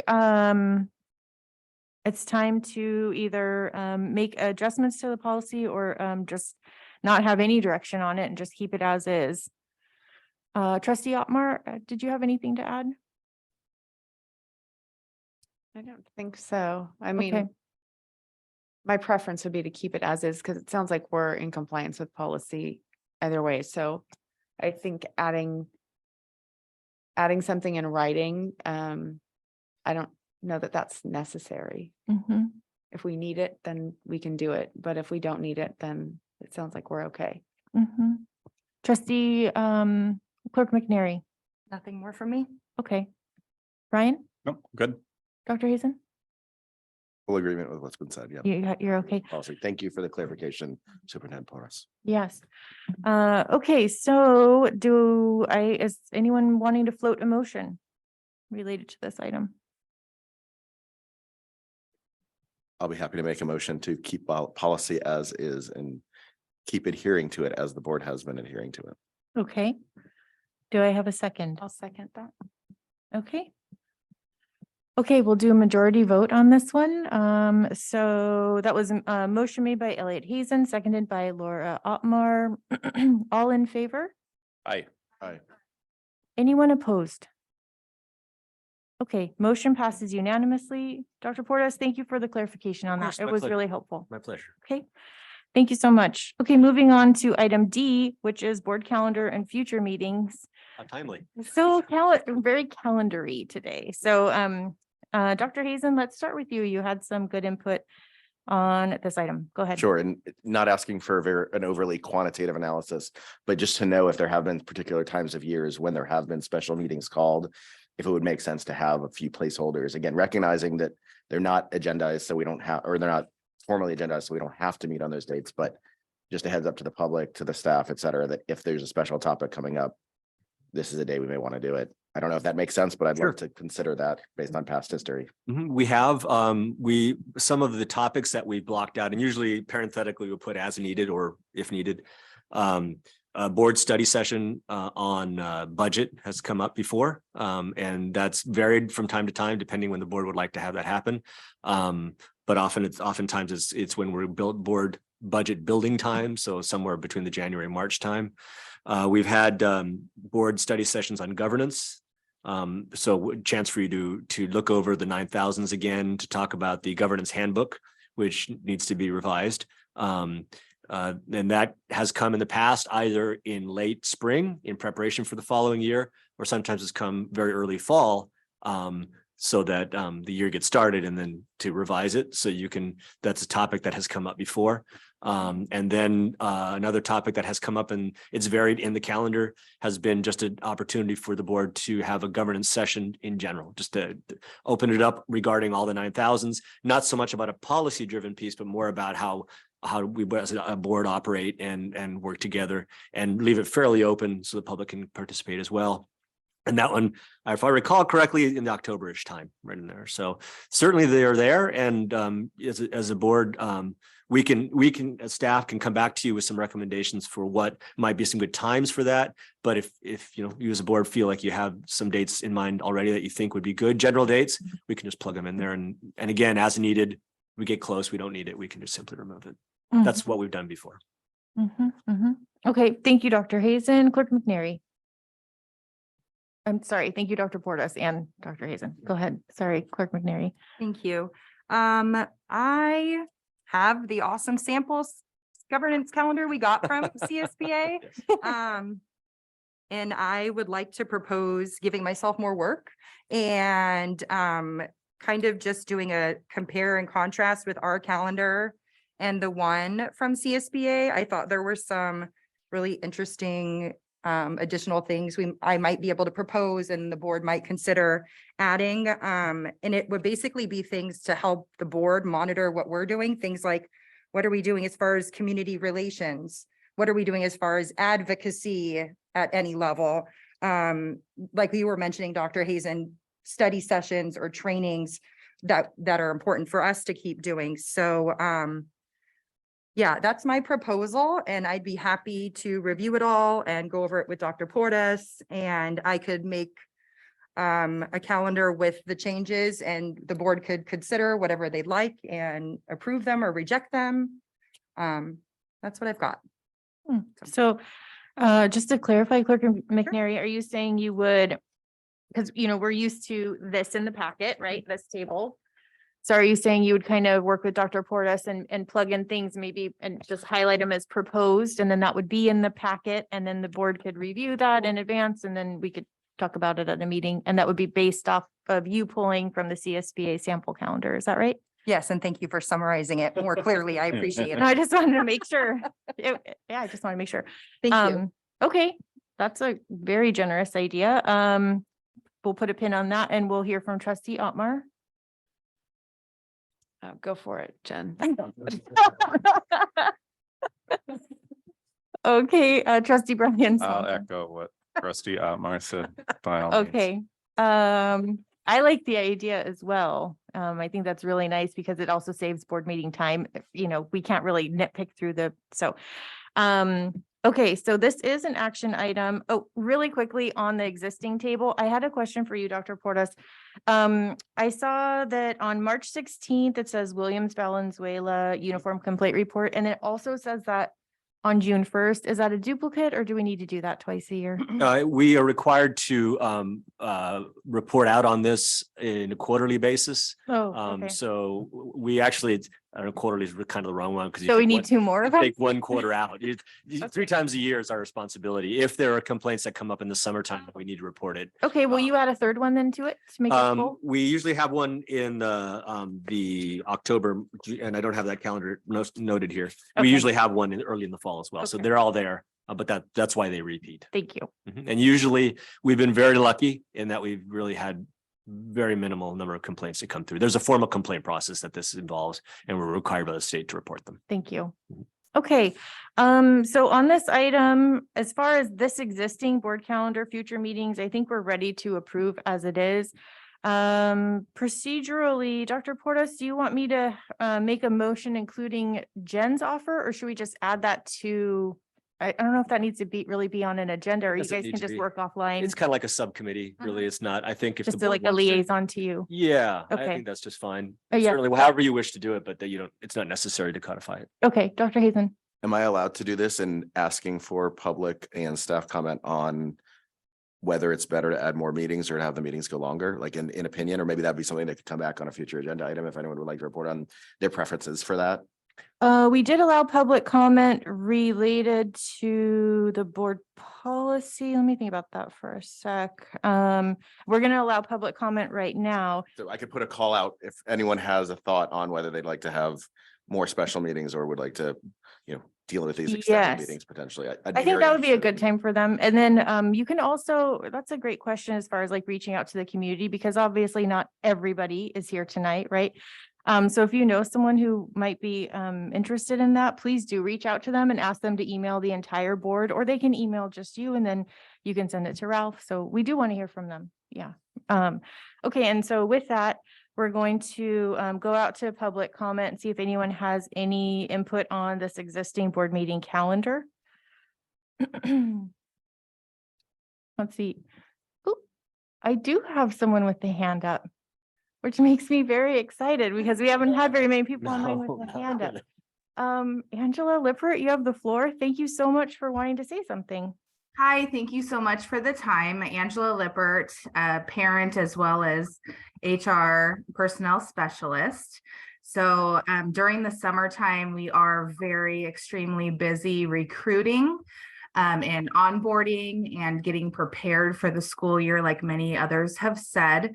And I pretty much agree with some of the comments that have been made by board members as far as keeping the policy as it is now and adding special if we need. I do agree with the possibility of maybe needing one or wanting one in July before school starts. And I think that that's doable, but just knowing all of the calendars for all of our staff members, they vary, and it's a very, very busy time for especially classified staff preparing for school to be started at the beginning of the school year. And so I am just concurring with many of the comments that have been made tonight. Thank you. Thank you, Angela. And we do hear you, because we know that these board meetings are a quite a large outlay of staff effort, and not just the board meeting themselves, but the preparation in advance and all the questions that we have. So thank you for bringing that up. Okay, I'm coming back to the board now, and we're gonna do a motion and a second and a vote on this. So, Brian, did you have something? Well, we're not actually changing anything, right? No. So do we don't need to take action. I If there's think no we're changes, changing. you're not required to take action on it. It's here for you to take action if you would like to, or had made changes, but you're not required to because you're not changing anything. Okay. And I would just like to say, when you and Jen work together and bring back the table, will you do the full school year so that we have it all? From the past months, or Well, you know how this one stops in June because the school year. So I mean, I guess what I mean is do January through December, not school year. okay, well, if it's okay, we'll use the beginning of the school year from this past year, because we don't have the future one quite lined up just yet. Okay, But we'll work in arrears, and that still works for plugging in okay. during the time of the year. Yes, thank you. Okay, moving on. It's information discussion time. I actually wanted to see if possibly the board was okay releasing staff, except for any staff members who have items on info discussion. We've got a lot of brain power here right now who might want to go home and relax, and I don't want them to feel like the board expects them to stay for these info items if they're not their own info items. So board, are you okay with that? Brian, are you okay with that? Okay, and then staff members, I mean, if you're feeling efficient and you're working, which I understand this is kind of time to get your emails done, but also please don't feel obligated to continue to stay. It's almost 8 o'clock, and I think a 5 or 10 minute break would be a good idea right now. get everyone their blood flowing, and we'll come back. And if we have less staff members in the room when we come back, then that's totally okay with us. Okay, 5-minute break. Thank you. And so we took a little bio break there. Coming back in, I feel like I forgot something. No, I didn't. Okay. Coming back in for information discussion. Item A, which is Dr. Porras. Go ahead, please. Take your time. So this is again, this is another item that was at the request of the board, and an opportunity to talk a little bit about the process that we went through with CSBA in terms of updating the policies. You recall probably from the audience, with the exception of 2 of you, that we adopted CSBA's process of update of first incorporating policy into their system, and which they curate. And our policies have all been updated globally. We went through that whole workshop with staff, got that all taken care of. And so with that, our policies are all up to date with the special amendments made based on our district. Now, 3 times a year, sometimes 4, CSBA will send a bevy of updates. And those updates are based on changes in the law to various policies across the spectrum. The majority of which, as I did a scan through, the majority of which are really basic. They're just ed code reference changes, law changes, some wording sometimes, but nothing that's really crazy. Usually when something's real substantive, that gets sent separately. And so what CSBA's recommendation was, Greg Francis and I spoke on the phone, their recommendation is that the board do with those updates what the board did with the main adoption, the global adoption, is to bring to put them together, make sure the public has an opportunity to see them, the board has an opportunity to see them, and then adopt those updates globally again. And so that you can keep up with it, because by the next time, just a couple months later, you're going to have another batch coming. The caveat, of course, is that if CSBA highlights, take a look at policy so-and-so because there are substantive changes, they'll let us know that. So when we brought this up in terms of the next round, I know there was a discussion with the board in regards to, is there interest in doing a special session every time these come up? So that would be, 3 times a year, whatever they are, to take a closer look at all of them, go over them. And then that way they can be passed and adopted by the board, with the board having read through all of them and making sure that they apply as necessary. So staff's prepared to do whatever the board would like to do. I'm just kind of letting you know where CSBA was in their recommendation. We have the next batch of updates. We hadn't released them yet because we weren't sure which process you'd like to follow. But once we're ready, they're ready to go and get them to you, and then we can bring them to however you'd like to have them addressed. So I think that was pretty much all of it, and I'll leave it up to the board to discuss, and I'm happy to add any information as necessary. Okay, thanks, Ralph.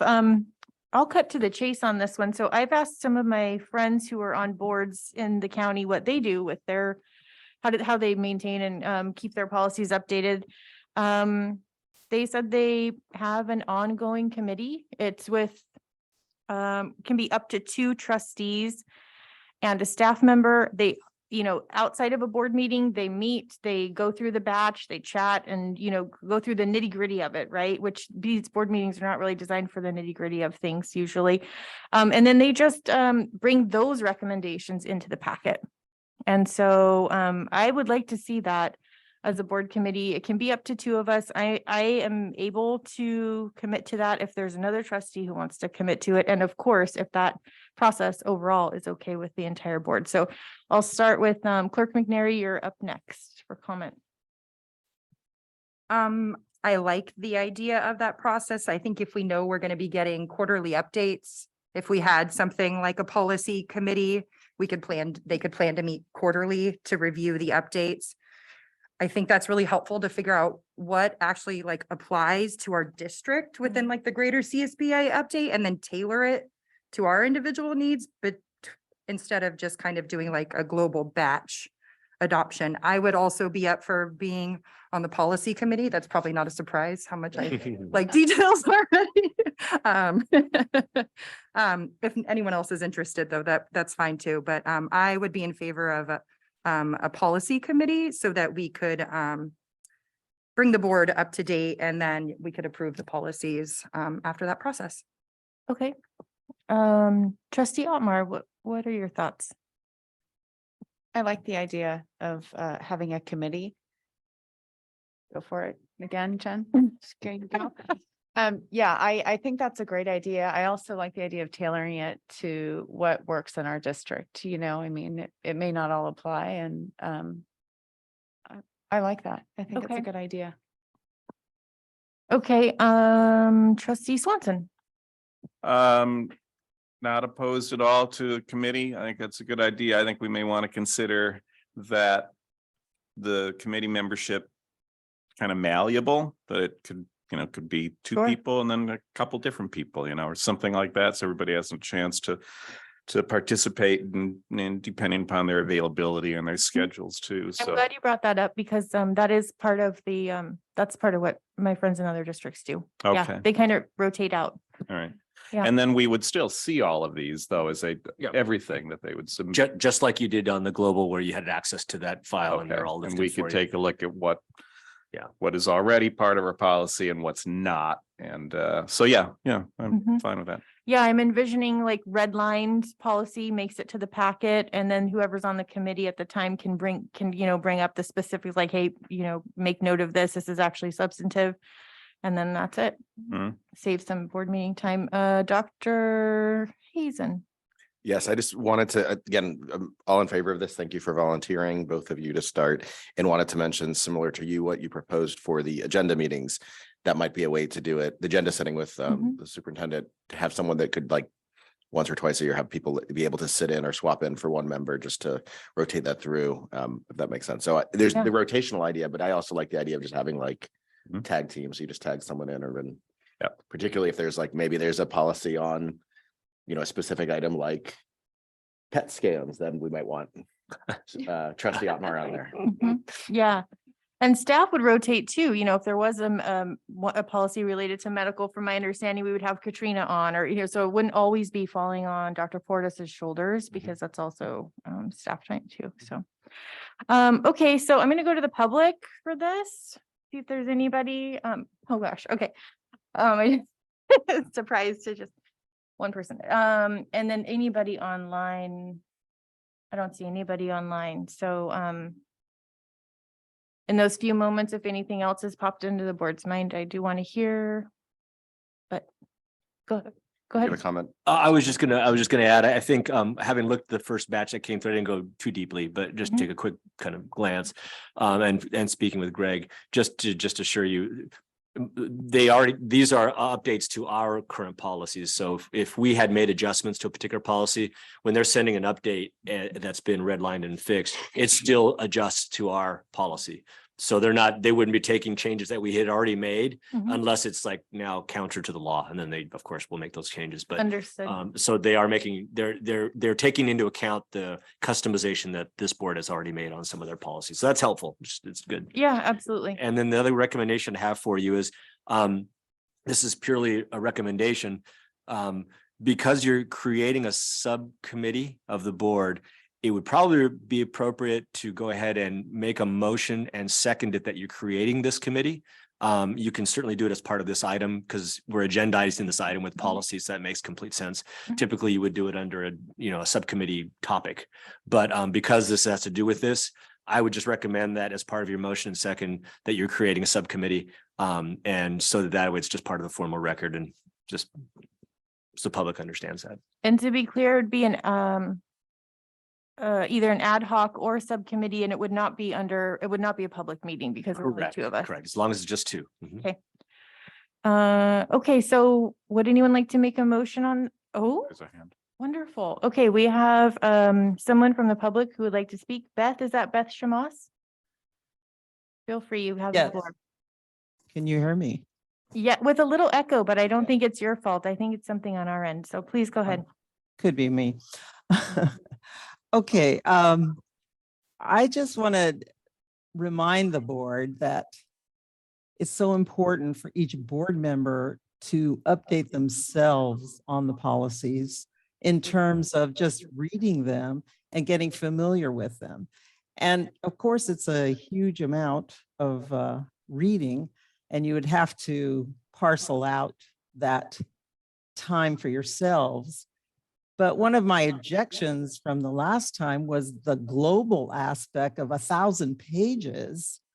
That sounds like, that just seemed undoable. So what I'm just proposing is that I don't have any objection to what you're doing, and I like the subcommittee idea. But I don't want the subcommittee to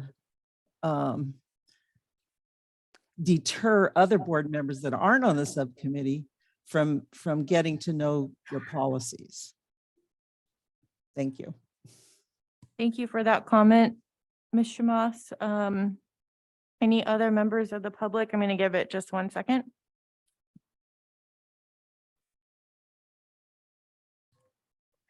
Could I make a quick question on that while we're waiting? Please. Would be, is it possible for a subcommittee like this to have an interested member of the public involved, or would this be a board only subcommittee? I would love that personally. Maybe we have Beth be part of it. Is that what you're thinking? You certainly can do that. I think my only concern is that once you've opened it up to a member of the public, you may want to open it up. We It's would need a almost then selection it just process. becomes public meeting again. Not to say you're hiding anything, I think it may put on a little bit of a perception that you don't want. The only other piece that occurred to me as we were talking was that the timeline for this is pretty quick. So I think the idea of a subcommittee, what makes it, I think, appealing is that you can move pretty rapidly. And we don't want to get caught too far behind because the next one's coming. And we want to implement the new changes as soon as possible. So as streamlined as you can make that, I think would be appropriate. I think that through. I do think if we included a member of the public, we would need to have a selection process that was fair. I do like your idea. Yes, go ahead. One other suggestion might be, again, if we could, would be more of the sub-in role. Like, would there be a possibility to have a, one meeting every so often, or have a public member say, hey, I'd be interested in attending, and then we could review that request as needed to decide whether something we wanted to do rather than formalizing it. Then we go down the road of having to make sure we notice it. Yeah, I think you're almost at that point to where just go ahead and call a special meeting, because it probably, I just don't want to run afoul of appearances that were violating Brown Act. I appreciate the clarification a lot. Thank you. So I'll withdraw that request at this point, maybe for consideration. It wasn't down a the road. bad idea. I will say it was not a bad idea. Okay. I don't see anyone else online, and I don't see any board member eyes sparkling. So, okay. So for this item, I'll make the motion. I'll put it on the table. I'll make a motion to approve. I'm actually going to make a motion to initiate a ongoing subcommittee of the board, 2 members maximum. The members can rotate, however we wish. I think we have the flexibility for updating the quarterly or trimesterly, however they come, policy updates from CSBA. I'll second that motion. Thank you. Do you want to, if I may? Yeah. Do you want to put a timeline in regards to when, with the intent of completing this within a certain time of receiving the updates? They may be too specific, but that may be helpful just in terms of. So not having an end date for the subcommittee, but having within 30 days of getting a batch. Something like that. Okay. I just think that might be helpful just for the committee later. And without knowing exactly when the batches come, do you think 45 days is good? I 30 think days? I think that's more than enough. I think 30 days probably would 30 be good, days. just because that's, you want to, that'll put you already a month, Yes. behind the sequence that we get. So I Okay. think if you go too much more than that, it might get cumbersome. Again, just a thought. Okay. Yeah. Okay. So Ralph, are you making a friendly amendment to my? No, motion? I can't. I'm just suggesting, and you can certainly just say with the intent of 30 days or something, you can keep it open, but it sets a guideline for yourselves. That's all. I'm happy Yeah. to propose an amendment to add 30 days of response for the subcommittee. Thank you so much, Dr. Hazen. Okay. All right. So we have a motion, a second, a friendly amendment, I'll second the friendly amendment if needed. And now we're going to do a majority vote. So all in favor of this, please say aye. I, Anyone opposed? Okay, motion for the new subcommittee has passed unanimously. Thank you all for that discussion. Moving on to info item B, which is a review of legal fees for July through October 2022. Mr. Jordan. Madam President, thank you. So this is a historical item that the board requested the district bring forward in the past, and I provided a backup sheet to the board cover. As most of you know, Lozano Smith is the firm that represents Pacific Grove Unified. They've been working with this district for many years, very reputable firm. We have the luxury most often to work with Lou Lozano, as well as many of his other fabulous team. The update today essentially is the breakdown of general student fees and costs. Of course, fees are associated with attorney time, cost is associated with travel and printing and everything else along the way. Everything else here is listed: mandated costs, special education, general board governance, facilities, business, and employee matter costs. What I will say before I open it up for any questions is that we're essentially tracking with our historical. So I just took a look at 21-22, and over the course of 21-22, we had just around 204,000 in legal fees. Of that, 42,000 was specifically directed to special education and IEPs and so forth, and the other 162,000 tracked along with all of the other incidentals. So with that, if you have any questions, I'll open that up. Okay, trustee Otmar, do you have any questions? I have no questions. Trustee Brian Swanson, I have no questions. Thank you. thank you. I don't have any questions either on this. It's pretty straightforward. Yeah, I'll leave it at that. Dr. Hazen. Just a quick comment. Thank you very much for providing the previous year for reference. That's always helpful for me. Yeah, good point. That is new. And before it was just kind of like, okay, here's some information. We don't have any comparison. So thank you for making it relevant. Clerk McNary. No questions about the substantive document. I'm just curious, since Dr. Porras is back, how long have we used Lozano Smith as our attorneys? The district a long while back worked with Lozano Smith and then stopped for a while and then began again when I came to the district. So 07. Okay. Fall of 07 is when they returned back legal counsel. And actually, take that back. It was a year before I got here. They became formally. We were using them for negotiations. Thanks. Thank you. All right, I'm gonna hop over to the public and see if we have anybody online who would like to say anything. I don't see anyone, and Director Algazi does not see anyone. I'm looking at the board and it looks like nothing else has popped in your minds. This is just an info item, so we don't really need a vote, but if there's any direction that anyone would like to give, I think maybe just continue with the comparisons. That's been really nice. Thank you for that. Anyone else? No? Okay, moving on. Item C, review of district enrollment projections for 23-24. Thank you, Madam President. A little early in the projection, and we're doing this for a number of reasons. I began working on enrollment projections early. We're looking at, the TK and the kinder impact within the community. We've been looking at that, working with Director Rogaman. So I will open it up for anything beyond what I'm about to say, which is essentially that we are tracking with our 1 or 2 year enrollment projections. I did include in the packet the enrollment projections cohort survival model, and that's a 1 year, 2 year, 5 year, 10 year, and what's called roll grade. I noted in the cover sheet that we are essentially tracking with the 1 year cohort survival model, which is reflected in the board packet of 1,807 students projected for the next school year, 23-24. This is all based on historical data averages and what we're tracking in our CBEDS reporting right now, our actuals, and the last data that I have is December 15th. So every month we'll get an update on our actuals to see if they begin to increase or decrease.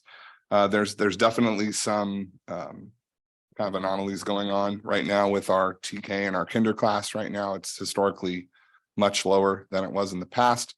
So when we put these projections together, sometimes we do, like I show here, a roll grade, which is essentially taking the student and moving, the cohort and moving it to the next year. But I'm not certain that's the best model to look at for that grade level specifically. So that's why I'm pointing to the 1-year average that shows us having 1,807 students. We have 28 TK students this year, and as discussed and as directed, we're going to be splitting the TK program up between two of both of the elementary schools next year. And working with Director Rogerman, we are beginning the process of surveying our preschools within the community, not just in Pacific Grove, but the feeders that because there's folks that live in Pacific Grove that send their kiddos to other preschools. I was one. My kiddo went to a preschool in Salinas, for example, but I live locally. So we're working on doing that survey right now. We developed a timeline for that survey. It also helps us with our kinder students because, of course, as we know, some students, they've remained in because of their age. They've remained in their preschool. Parents have held them there longer, so they'll be entering kinder. So that's harder to track for us. But we have some points in time. Actually, that by the next board meeting, we'll have touched base with most, if not all, kind of a soft check-in cold call with the preschools.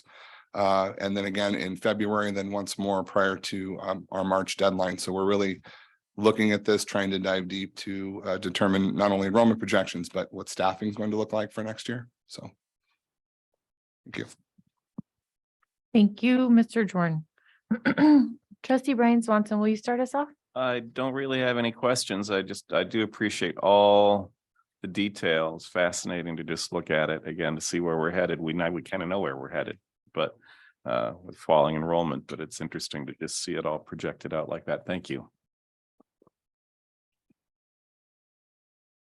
Dr. Hazen. One quick one, and I think if it's under this agenda item, but are there exit surveys for families that leave the district? That was one of the things, from a projection standpoint, it'd be really good to know if there's a mass exodus like with COVID, do we know the reasons why so we can, prepare for that in upcoming years in theory? Not historically, but we've actually been talking about the survey to determine where the students came from when they enter the district, which is something that's been done historically, and that will help us further project in the out years where the potential influx of students are coming from. Oftentimes the parents automatically let us know we're disenrolling because they oftentimes will just volunteer that for us. So that'd be great. If there's any information available, again, as a future, just report to the board. I'd be very interested in seeing, because I'm always curious of how we can best market our district to serve the community. And actually, Dr. Hazen, I've always wish that we did have some sort of exit interview, especially at middle school when families are transitioning from elementary to middle school. We tend to lose traditionally more kids then. So can we direct staff? Can we direct you guys to maybe develop something like that and roll it out and bring us data? Because I would be so curious to find out what's going on there. let us definitely figure out how that could look and what that might look like, and Okay. talk with some other districts and see what they do. And Yeah, and how to track it. Yeah. Yeah, thank you. Clerk McNary. No, I think that data would be really useful, and thank you for all the legwork you're doing to make contact with the families and see what our numbers are going to look like for next year. I know it's early, but never hurts to start too soon with big changes coming up. So thank you. Mhm. And I'm sorry I directed you guys, kind of just me and Dr. Hazen directed you. I should slow down and make sure that the rest of the other 3 board members were okay with that direction, that we get the exit data, especially at that junior high, I'm dating myself, middle school transition. So I'm going to look online and see. Oh, we do have a comment right now. So, but board, was that okay with you? Okay, thank you. Beth Shamas, please go ahead. Yeah, I've always been very interested in the high school enrollment figures, and we have gone very low and then pulled back up again, and now it looks like we're going low again. And what I want the board to remember is when your high school starts to lose enrollment, the comprehensiveness of the offerings start to suffer. And that kind of snowballs into more kids or parents feeling like we're not offering enough, so they're not sending their kids there. And so I agree that we really should be promoting the high school and the middle school we should do, public releases of colleges that kids go to and whatever else. I mean, our schools are so good, and I'm telling you that people just assume if they can send their kids to private schools, they do. I mean, they should be saving their money for college. But so anyway, just keep that in mind, that the high school is perilous when the enrollment starts to get to a certain number. And it affects the whole district. Thank you. Thank you, Ms. Shamas. And just an example of that, when we do lose enrollment, it does, like she was saying, it challenges our programming. And so if we don't have enough students, for example, to enroll for a certain AP class, then it doesn't make any sense, or we, can't afford to have that AP class. And so that is a really good point. Thank you, Ms. Shamas. Trustee Otmar, I didn't want to leave you out of this discussion, and I think you haven't commented yet, so I apologize for taking public comment before you. Okay. Just a big thank you for all of the work you put into this. I don't have any comment beyond that. I do like the points that Ms. Shamas brought up, and what you're saying about the AP classes. It does make a lot of sense. So having an exit interview or an exit reason, like understanding why students are leaving at that level could be helpful. Yeah, thank you. Okay, so looking online, we don't have anyone online, and the board seems to have thoroughly discussed this item. So I think we can move on unless you have anything to add, Mr. Jorn.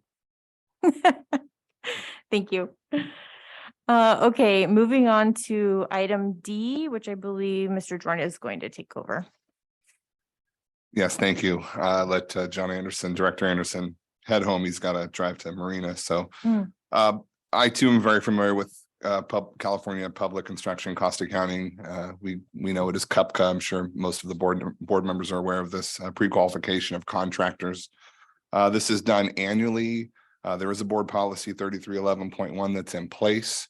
I don't know if this was brought forward to the board in the past. There is no requirement to bring it forward to the board. It's simply an information item to show the board, number one, that we're following through with our process of the procurement of contractors per board policy and the administrative regulation 3311.1. But it also shows the board, who locally will be doing a lot of work for the district. And this doesn't just include, general construction contractors. The pre-qualification process is for anybody that's a licensed contractor with a C, B, or an A license.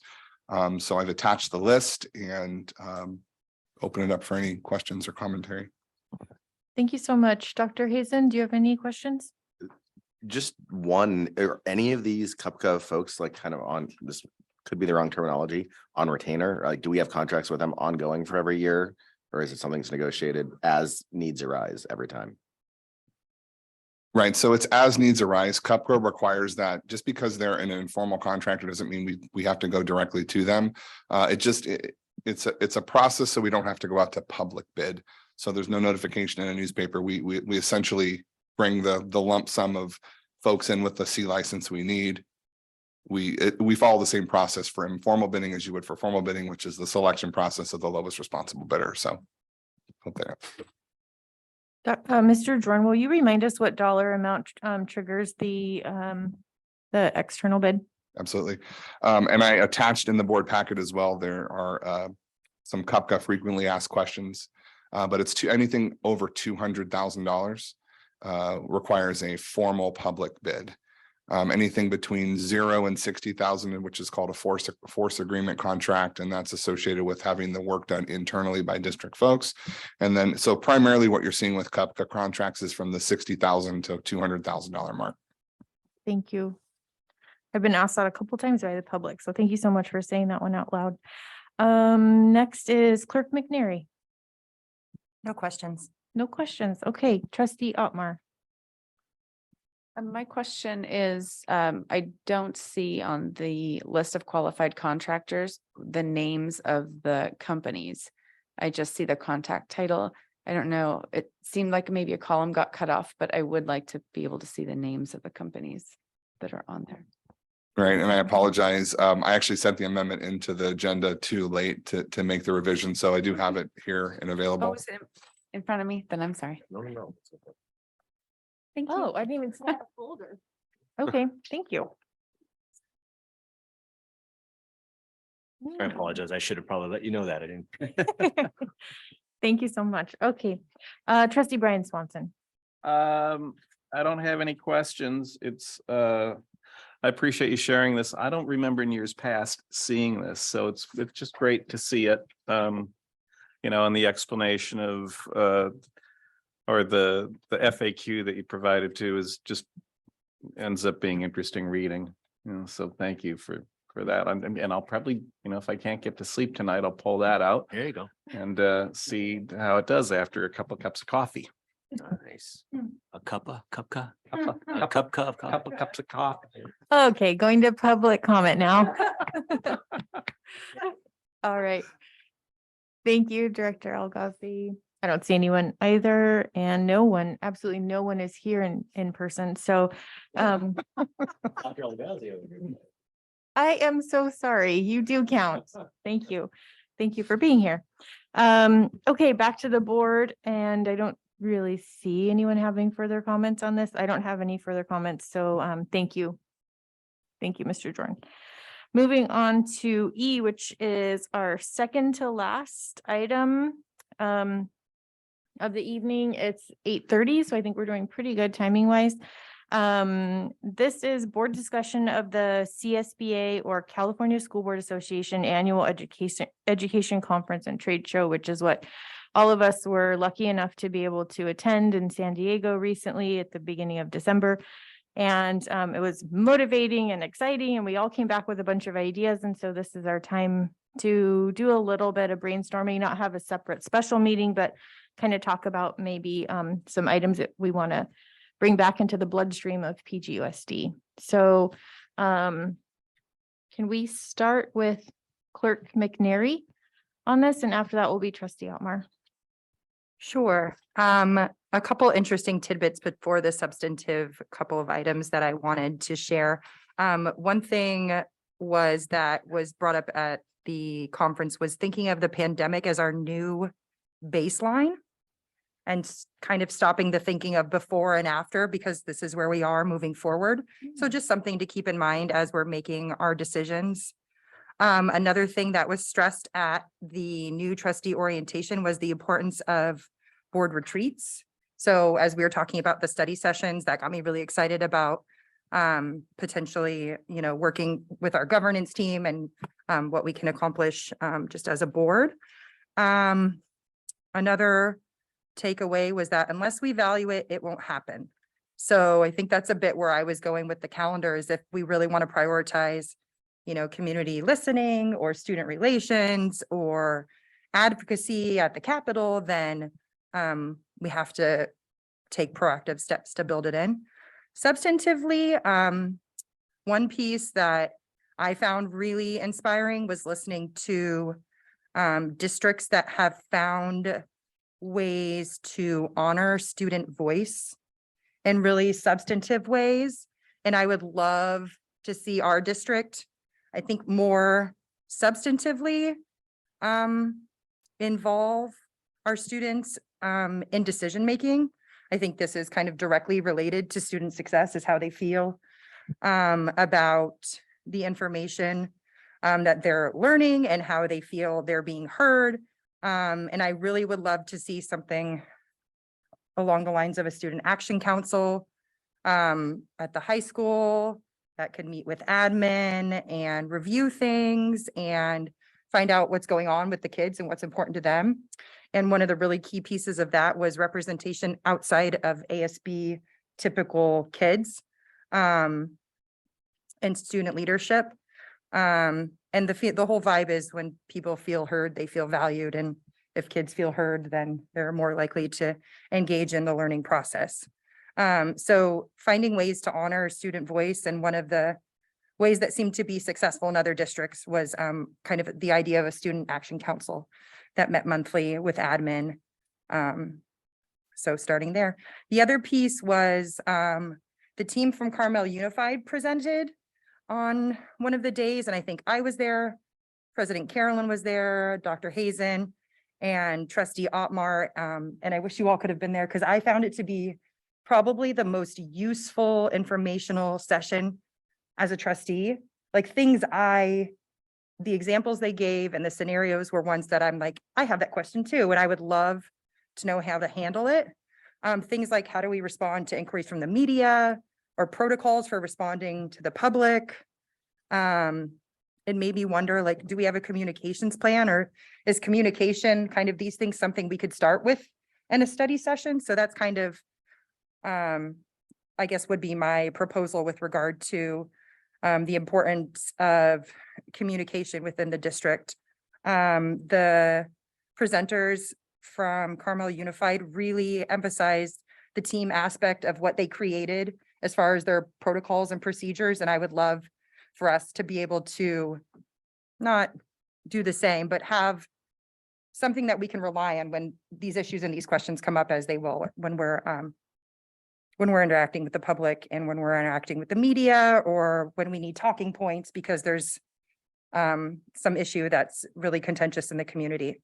So I would say it'd be great to do something about this in a study session, or maybe, you know, the California PR Association could do a presentation for us if this is something the board is interested in learning more about.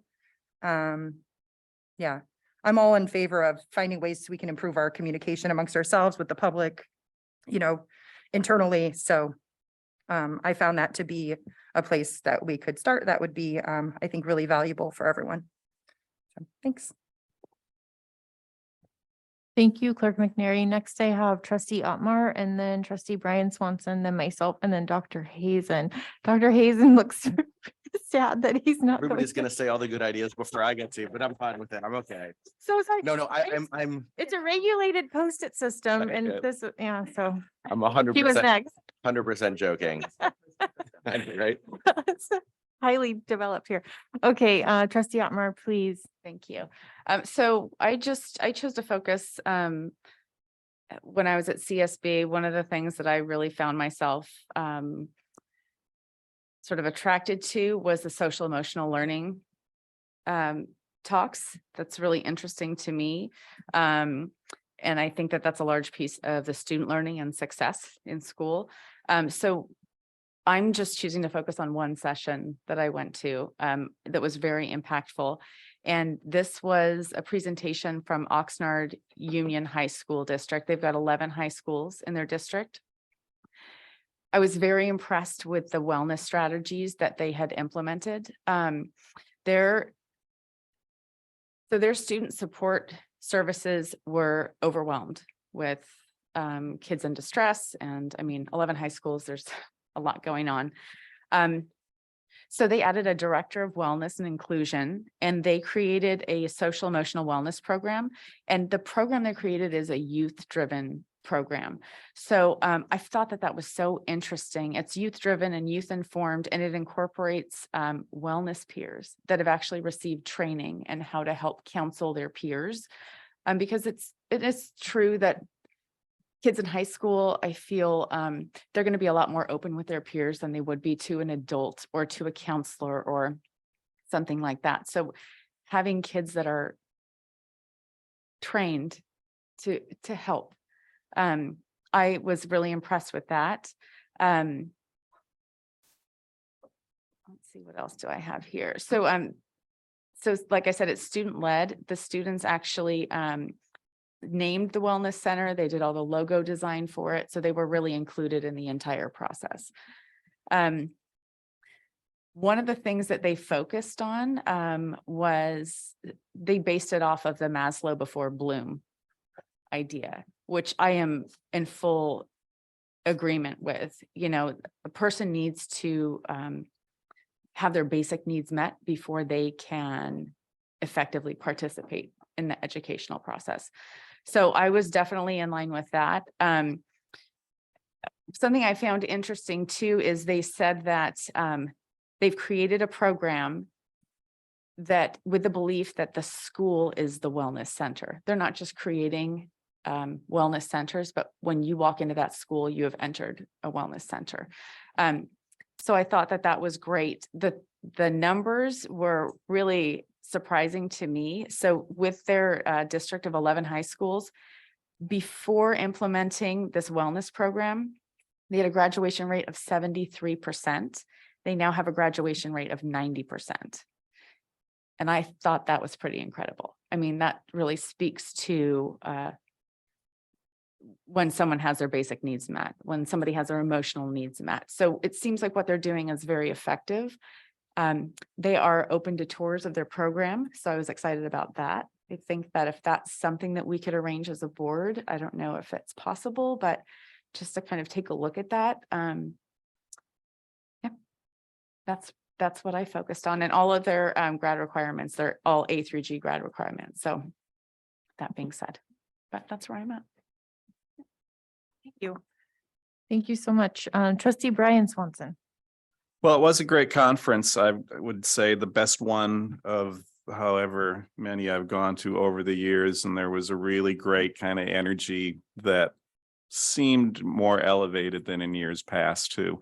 Probably too many choices. And there was only one panel discussion that I went to that I felt was a bit of a dud, but otherwise they were all really good. I left most of my notes somewhere on my dad's couch back in Minnesota, so I'm going to wing it a little bit. I mean, the two that I remember in particular, one was on social media and just how much of it and how we communicate with the public. And it was really fascinating to be in that room because I wasn't really expecting the room to be full.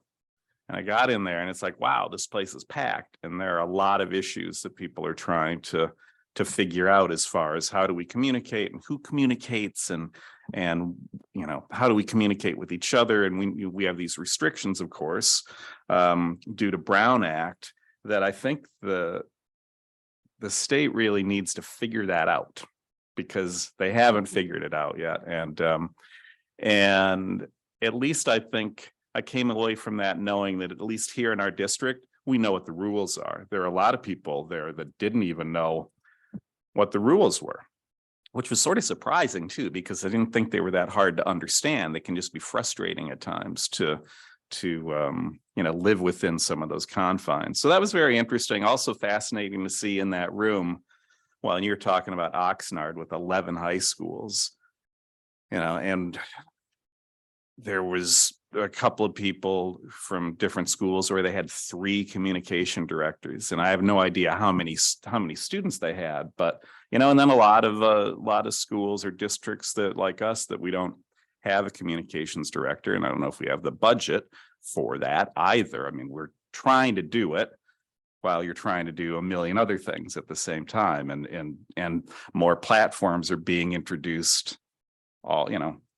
continually. So it's so much to manage. So that was very interesting. And then I don't remember the exact title, but this fella, Stan Collins, did a presentation on suicide prevention, suicide awareness, which was really, really heavy, but a great discussion all the same. And I'll get something to everybody with his website, because a lot of the things that he talked about, you know, were just the language that we use when we talk about suicide attempts, how much more prevalent it is than we may really be aware. You know, I can't remember, I'd heard somebody here in town recently talking about how it's like, well, you know, we haven't really seen that here in Pacific Grove, but we just don't talk about it. For various reasons, it doesn't get talked about, or maybe something, you know, happens at a different school and or in a neighboring community too. And it just reminded me that we need to be more connected on that front. And he had a lot of pointers, again, just about language that we use, that was interesting to hear. And but I'll get that. I'll find that website and share it, and maybe you can share it with everybody. So, but those were the two kind of the real highlights that of that particular conference. Thank you so much, Brian. I'm technically next, but Dr. Hazen, you take my spot and then I will go last. Nope, I'm gonna give you that. Yeah, go ahead. I appreciate it. Thank you. And Sure. I'll try to be quick, but I do have about a page and a half of notes, but Oh my I gosh. I Okay. can't say how useful enough about how useful the conference was for new trustee, but also I can see its utility for a trustee in upcoming years to understand the issues faced by other districts and particularly lessons learned. I really like the idea Clerk McNary brought up for a potential board retreat, potentially even selecting a local neighboring district if it's allowable for information sharing or co-retreat, because I think, again, we were focused so much on our district that it's many other districts have dealt with similar issues, and learning from those can help us not reinvent the proverbial wheel. Getting students involved in decision making, I could not agree more, 200%. Focusing on the point you made, the Student Action Council is actually one of the examples. They met with the superintendent monthly, so I apologize. This might be potentially putting more work on your plate, Superintendent Porras, but it again gave the students an ability to both understand how their school is run and feel like they are part of the decision making. And I can't say the number of times we heard that an engaged student is a successful student. If they feel engaged in ownership of their education, we're doing the right thing. So a few quick examples. The Santa Ana School District, they were the ones I think talking about that post-traumatic growth as a new topic.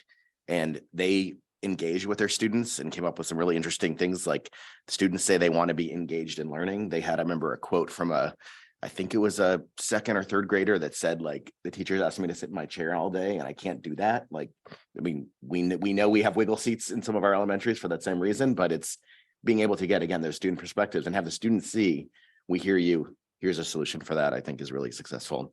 They're connected, they're motivated to learn, encouraged to persist amidst challenges, and then again, being connected to teachers, peers, and learning themselves.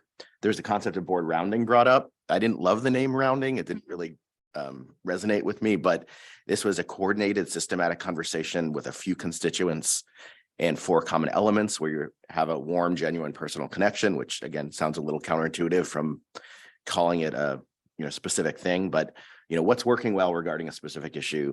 What's an obstacle preventing you from being successful regarding the specific issue? Has anyone or anything been especially helpful to you regarding a specific issue? And what I found valuable about that is it was something that was created for the board to basically use when they were working with the public, but they said it's become part of their culture. So they actually have teachers that do rounding with students in the district, and they'll say, hey, what's working well? If they notice the kids aren't, maybe they're always turning in their work late, what's not working for you on this? Like being able to, again, engage with them in very short conversations, but just pulling that engagement up.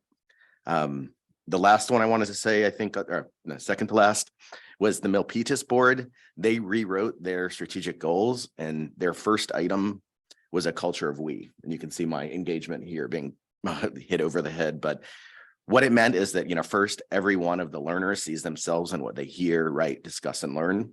And I think this deals well with a lot of the equity issues we have here, so that we're making sure that the kids realize that there are people, to look up to, and there are people to look forward that are them or like them. Differences in opinion and disagreements they stay at the table, but then you move forward as a board in their case, or move forward as a district. So, and the other part they brought up that was important that I think we've said before, but always recognize whose voice is not in the room when a decision is made. Something in the back of my head. The last one on this Carmel, the CIO presentation, their communications officer, it was amazing to hear what they're doing and realizing we are a much smaller district.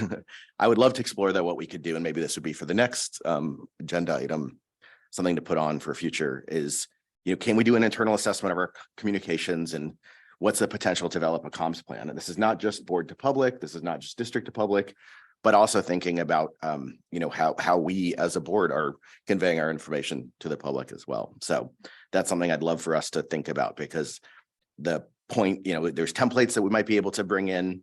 And again, realizing we're not the right size maybe to hire a CIO. So I do realize that, but I would be interested to what we could learn from other districts. Sorry, my last point, and this came up with what Ms. Shamas brought up, is the other thing a comms plan could do for us is help advertise. And again, it's not that we're a business, but we are an amazing district. And I would love for us to be able to share what are the amazing things that are going on, not just with our learning community, but the broader voting populace of PG. So something just to think about, a lot of some things to think about. Thank you for the time. And thank you, President Swanson. You got it. No problem. Yes, thank you so much, Elliot. And so our job, I see our job, we have many jobs as a board, but like with this type of information, I see our job being to kind of boil down what our priorities are, right? Put those in writing and essentially give them to Dr. Portas as his goals. And we're actually going to be talking further about his goals at the next closed session. And so during this conversation, I hope that we're kind of, I mean, we're not set in stone with those goals, right? We could add one if we, have something that comes up as a priority that's, especially if it's a common thread through all of us, because that's how any of these things are really going to get into the bloodstream is we set that priority and then we kind of let him do it.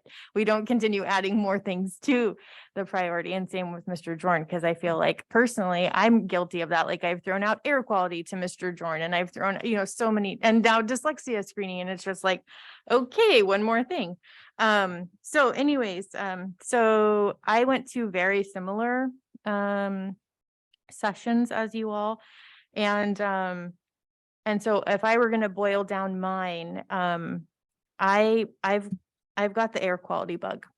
So that doesn't mean you have to do anything on that, Mr. Jordan, right now, because I think we should all follow that process if, because that's the way, right? Is like, we give that to you all in writing annually with a measurable goal, and then we let you go off, let you take off on it, I should say. So, so I'll write down some air quality goals, and then you guys bring your expertise or whatever. And if you all wanted to take one, maybe, because even if we each take one, that's 5, right? And maybe they're already on Dr. Portas's goals, maybe they're not, and I don't want to talk too much about Dr. Portas's goals in public. But I think this is a fine conversation to have if Dr. Portas is comfortable. Okay. So thank you for the debrief. I love that we did it. We've never done that before as a board. I think we're maximizing the public's money by taking that trip, coming back and bringing it in. So whatever one item, and if you want to, we can go back around again. I'm going to see if there's anybody public comment. If anyone is online and would like to speak, they can raise their hand and we'll come back to them in just a second. But would any of you like to just go through really quickly, if you were going to pick one thing that you came away with that you really want to kind of plug in? Not specific, doesn't have to be measurable, but like, what's your one thing from the conference? Dr. Hazen, you can go first this time. Sure. Yeah. I mean, I'd focus on the engagement, is just figuring out how Okay. we make sure our students feel engaged in the learning process. Okay. And that they have a strong opinion of their school and their education. Yeah. Thank you. Clerk McNary. Can I say something similar, or should I Sure. pull it from something? Okay. Yeah, I think similarly honoring student voice. I think it ties into your engagement piece. It's really hard not to say communications, because I feel like that is so broad, but also we could make plans that are, the communications plan is a huge, oh, this is hard. See, now I'm back and forth trying to make a decision. It is sitting up hard, but here. it's so good for them to hear this discussion, I think, from us. As a parent, when I sat and watched the board meetings, I would have said communication as a parent who wasn't on the board was a super high priority. So I think that was something that was important to me, and a reason that I ended up coming on to the board, because I feel like that's an area we can always be improving in. So I will switch my vote in this moment to a focus on communication. Okay, and I have a little thing to chime in on that. I know I'm not sure exactly which trustee said it about the size of the district, and maybe that would be a barrier to having a comms person. Yeah. I actually feel the opposite. I feel like a comms person is vastly valuable and they can take pressure. So like right now we have department heads that wear all these different hats, and the comms person can take pressure off of a variety of them. Like pretty much it spans every department. And it's not just like, oh, comms, sending an email. It's so much deeper than that. And it's such an art form, and it's so lovely and valuable in my opinion. Yeah, that's how I feel about comms people. I think Yeah, I think just to add to what you're saying, President Carolyn, I feel like there's so much value in the ability to have someone who is a dedicated professional in terms of communications would be able to reduce the burden on existing staff Yes. and their task load, because we would have a central hub for communications. Another one of the workshops I went to talked about the benefits of having a comms person in terms of the visible role, like social media or the website, and then the invisible work that goes into it, like preventing crisis and the things that don't make the news. And then the positive impacts throughout the district systems like HR, recruitment, how we were talking about facilities, bonds, and advertising, that type of work. Ed services support like suicide prevention and awareness campaigns, budgeting, Surveys. yeah, governance team, coaching, speech writing, talking points, media training. Wow. Yeah, I think there is a lot of value in examining our communications strategies and seeing if there's ways to build a more effective plan. Yeah. Yeah, Yeah. Okay. So sorry just- for taking more time to I think share out. this is but- so valuable. I mean, we took a lot of time as a board to go down there, and so this is good. They're listening. Yeah. They're engaged in listening. Yeah. Could I just one quick addition to that is, one question I have, and I just don't know, is that, is that in the form of a hire, or is that something that could be handled by an agency or a contract? Because that's one of the things that, given the size, that we may not have 40 hours a week of comms needs. Maybe we'd have 20. I would just love to explore that more Yeah. broadly. It could go either way, right? Or maybe we do have 40 hours because we haven't had a comms person, so, and that would be something that you guys would figure out and bring us back options on. I've heard both. A contractor, I've heard, it can go either way. Well, we have a trained public information officer right here, so he can help us make that. Oh, no, one more hat. No, you no, he have to- wouldn't get that. He can help with the assessment. Okay. Yeah. Okay, wonderful. I don't want to leave anyone out. So let's see, we heard from Clerk McNary, Dr. Trustee Otmar. Do you have one? And it sounded like you did, because That's it. you Yeah, had your one. exactly. I'm interested really in taking a look at focusing on the social emotional wellness of our students and, Okay. Really taking a look at the Maslow before Bloom. It's something that especially at our new baseline after COVID, I mean, I think that we've discovered a lot about our students and just sort of all of us in general. We've all been through something. So I think even as an adult, if you look an adult and that is under stress or under pressure and you ask them to learn new material, oh, it's not, I can tell you personally, it's not happening. So just really kind of focusing on the social emotional wellness of our kids and getting them to a point where they feel confident. And if this is a student-led program, I think that would be fantastic. So it's a big task, I'm sure, but I think worthwhile. That's something I'd like to see. Thank you. Trustee Brian Swanson? Well, I'm with Trustee Otmar on that, and I want to add to it, in addition to the kids, but like you mentioned, the adults too, the parents, the staff, it's like what we've been through and what we're still going through. Really, I think it's easier to identify somebody it's like you can look at somebody who's suffering from PTSD who might have been in a car accident, or had some other trauma and more easily recognize that than when we've all been through this, the kids and the adults and it's often, I think, harder to recognize that when we've all experienced it simultaneously and the parents needing help and staff and everybody. So when I was looking through all the different panels, it was like, I was always drawn to that. It's like, what about the emotional health of everybody, and what can we do to help them? And I think, that ties into communication as well, because how do we bring everybody together? How do we let people know what resources are available to them? Because there are tremendous resources that are available. Unfortunately, there's still more resources available for adults than kids. That's something that's really difficult in our county right now and in our area, that there are not tremendous resources that are available for younger people. I know it's being worked on, but there's not a plethora of them. And how do we, engage parents early in the education of their kids and make sure that they're, it's like they're the most important part of it, and retain their involvement throughout the kid's entire educational career. Because I think that would help too, and that would strengthen their emotional health if everybody's just a little bit more connected with each other. Yes, thank you, Brian.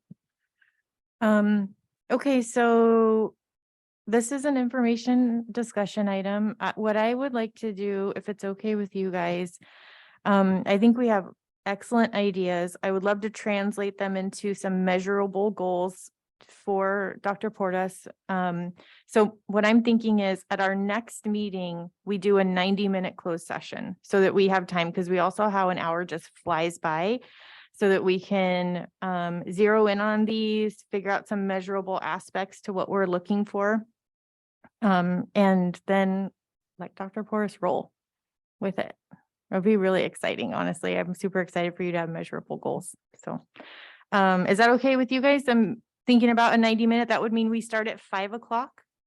So think about that and see how you feel about it. And we don't have to decide that right now, but that's Craft it into the agenda. We can always change. okay. Okay. Yeah, absolutely. This might help in terms of just as you're thinking about, and very brief. I'm Oh, sure. Dr. Hazen had something. Just quickly, I would actually love to, if you're willing to share your experience at the CSBA. Oh, well, yeah, I was just, And notes. And then- I just wanted to comment brief. I also enjoyed it. It was wonderful. It was the first time that the full board went. And I found it really valuable.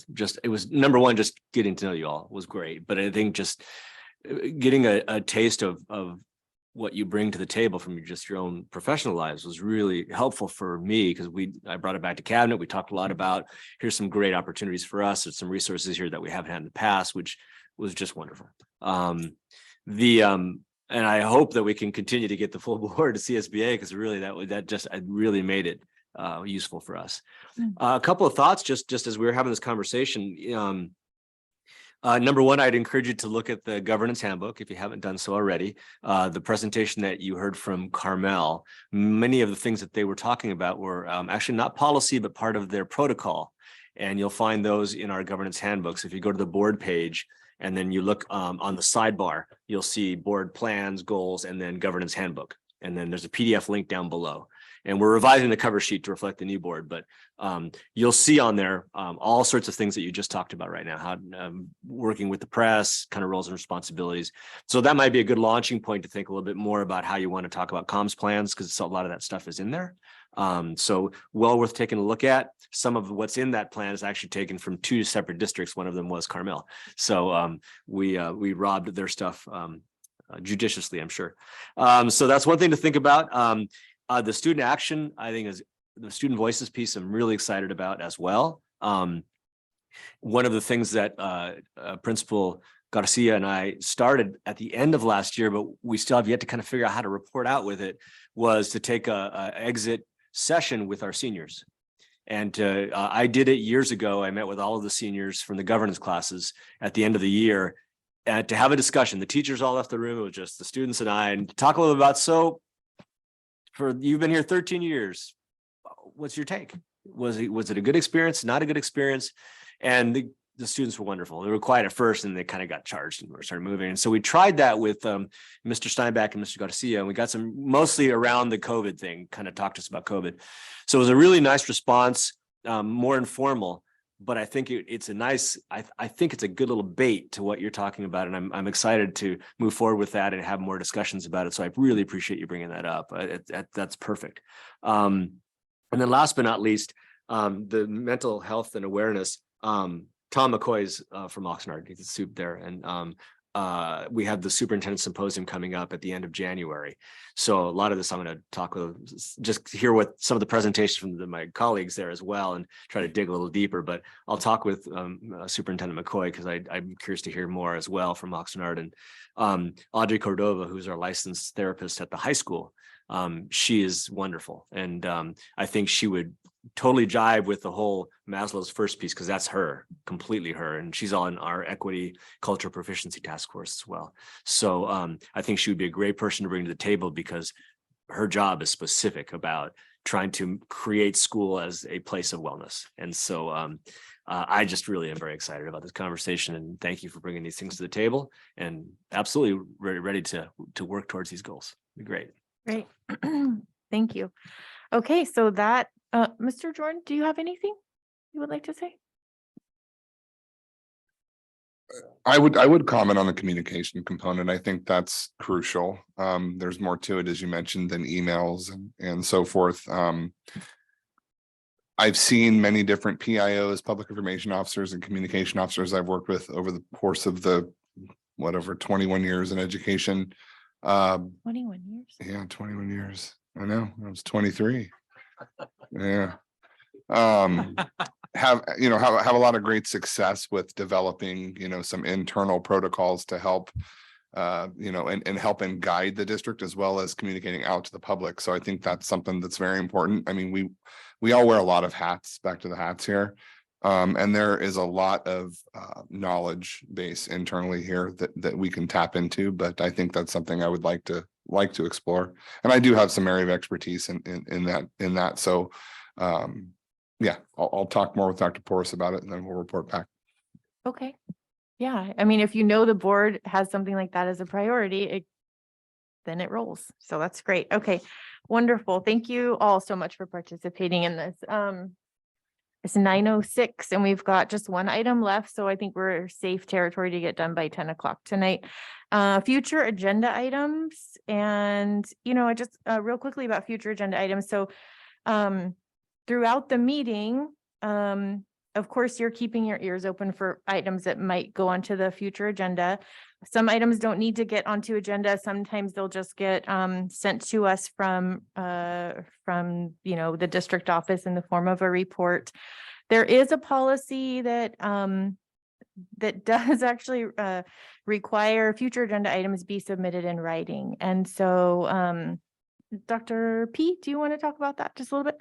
More than happy to. I have it on my notes right here. Oh, go ahead. I think I mentioned it in a board update, but we do have President Carolyn was great to share a Google Doc that's being used in Los Gatos, and a chance to talk with her soup just briefly.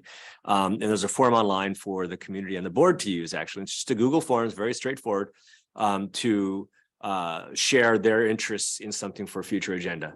And so it follows the board policy in terms of putting something in writing, gives people a chance to think about it, craft what they need to craft. It's not very complicated, so it's really easy to use. And then the board, it goes to the superintendent, and then at the planning meeting between the superintendent and the clerk and the president, talk a little bit about them to make sure, number one, that it fits the categories, right? The jurisdiction, it hasn't been discussed to death, ad nauseum, those kinds of things. And then can be brought forward. So initially the concern had been that this probably should be created as an exhibit in a board policy because it's a board document. But then after talking with our soup again, really, you don't need to do that if you don't want to. You can simply just direct me to create the form as an administrative function, because the board policy already exists. There's a policy for asking for future agenda in a certain format. We already got permission, use the form, redraft it and make it work for us, and then just implement it. So there's doesn't require to go on future agenda. You can just simply let me know this is what you want me to do, and we can get on it and get it on there, as soon as we can. But that's kind of some homework I did on that particular piece. Thank you. Yeah, so what that would look like for us as board members is, of course, we're welcome to verbally give a direction for a future agenda item, but then we would also want to either go through that exercise of putting it in writing one of two ways, which we could have hard copy forms here. So at the end of the meeting, we scribble it out, which really also helps clarify direction on what we are asking. So that really benefits staff. Or we could have it be online where we, submit it online. And of course, that would be available to members of the public as well, because members of the public are welcome to give us ideas for that. So two things, I guess, about future agenda items. Number one, do y'all have any you want to add? So I'll go around and ask that. And then also, as Dr. Porras was saying, there's kind of this option. Do we want to have it be added as a policy exhibit, which I'm actually in favor of? I love adding a policy exhibit. I feel like the benefit of that is after this board transitions and leaves, then it remains. Because that's one thing that we lose is the standard operating procedure sometimes when folks leave the district. So, and I don't think it's all that hard of a process, right, Dr. P? I mean, you could just, No, it just will take time, obviously. We just need an to- agenda item. Yeah, we need to create an agenda item. It needs to pass. So I mean, it's not a bulky, Yeah, just. Just timeline thing. procedure. Yeah. Okay. So anyways, you know what? I'm gonna put this, we'll post it on mine. I'm gonna go first for future agenda items for what I would like to add. Dyslexia screening if possible. And Mr. Jorn and Dr. Porras, if you feel like that's something that needs to wait until next year, or you want me to place it somewhere else, please be honest and I can do it. I don't want to, pile on things just constantly, but I would love for PGUSD to be the leader in that. I don't know if there's any other district in the county that does universal dyslexia screening, and I would love to be the first. So. Well, if I may. Yes. Let us take a little look and do a little bit of research on it, because I Okay. know it was a year ago that it was first brought moving forward.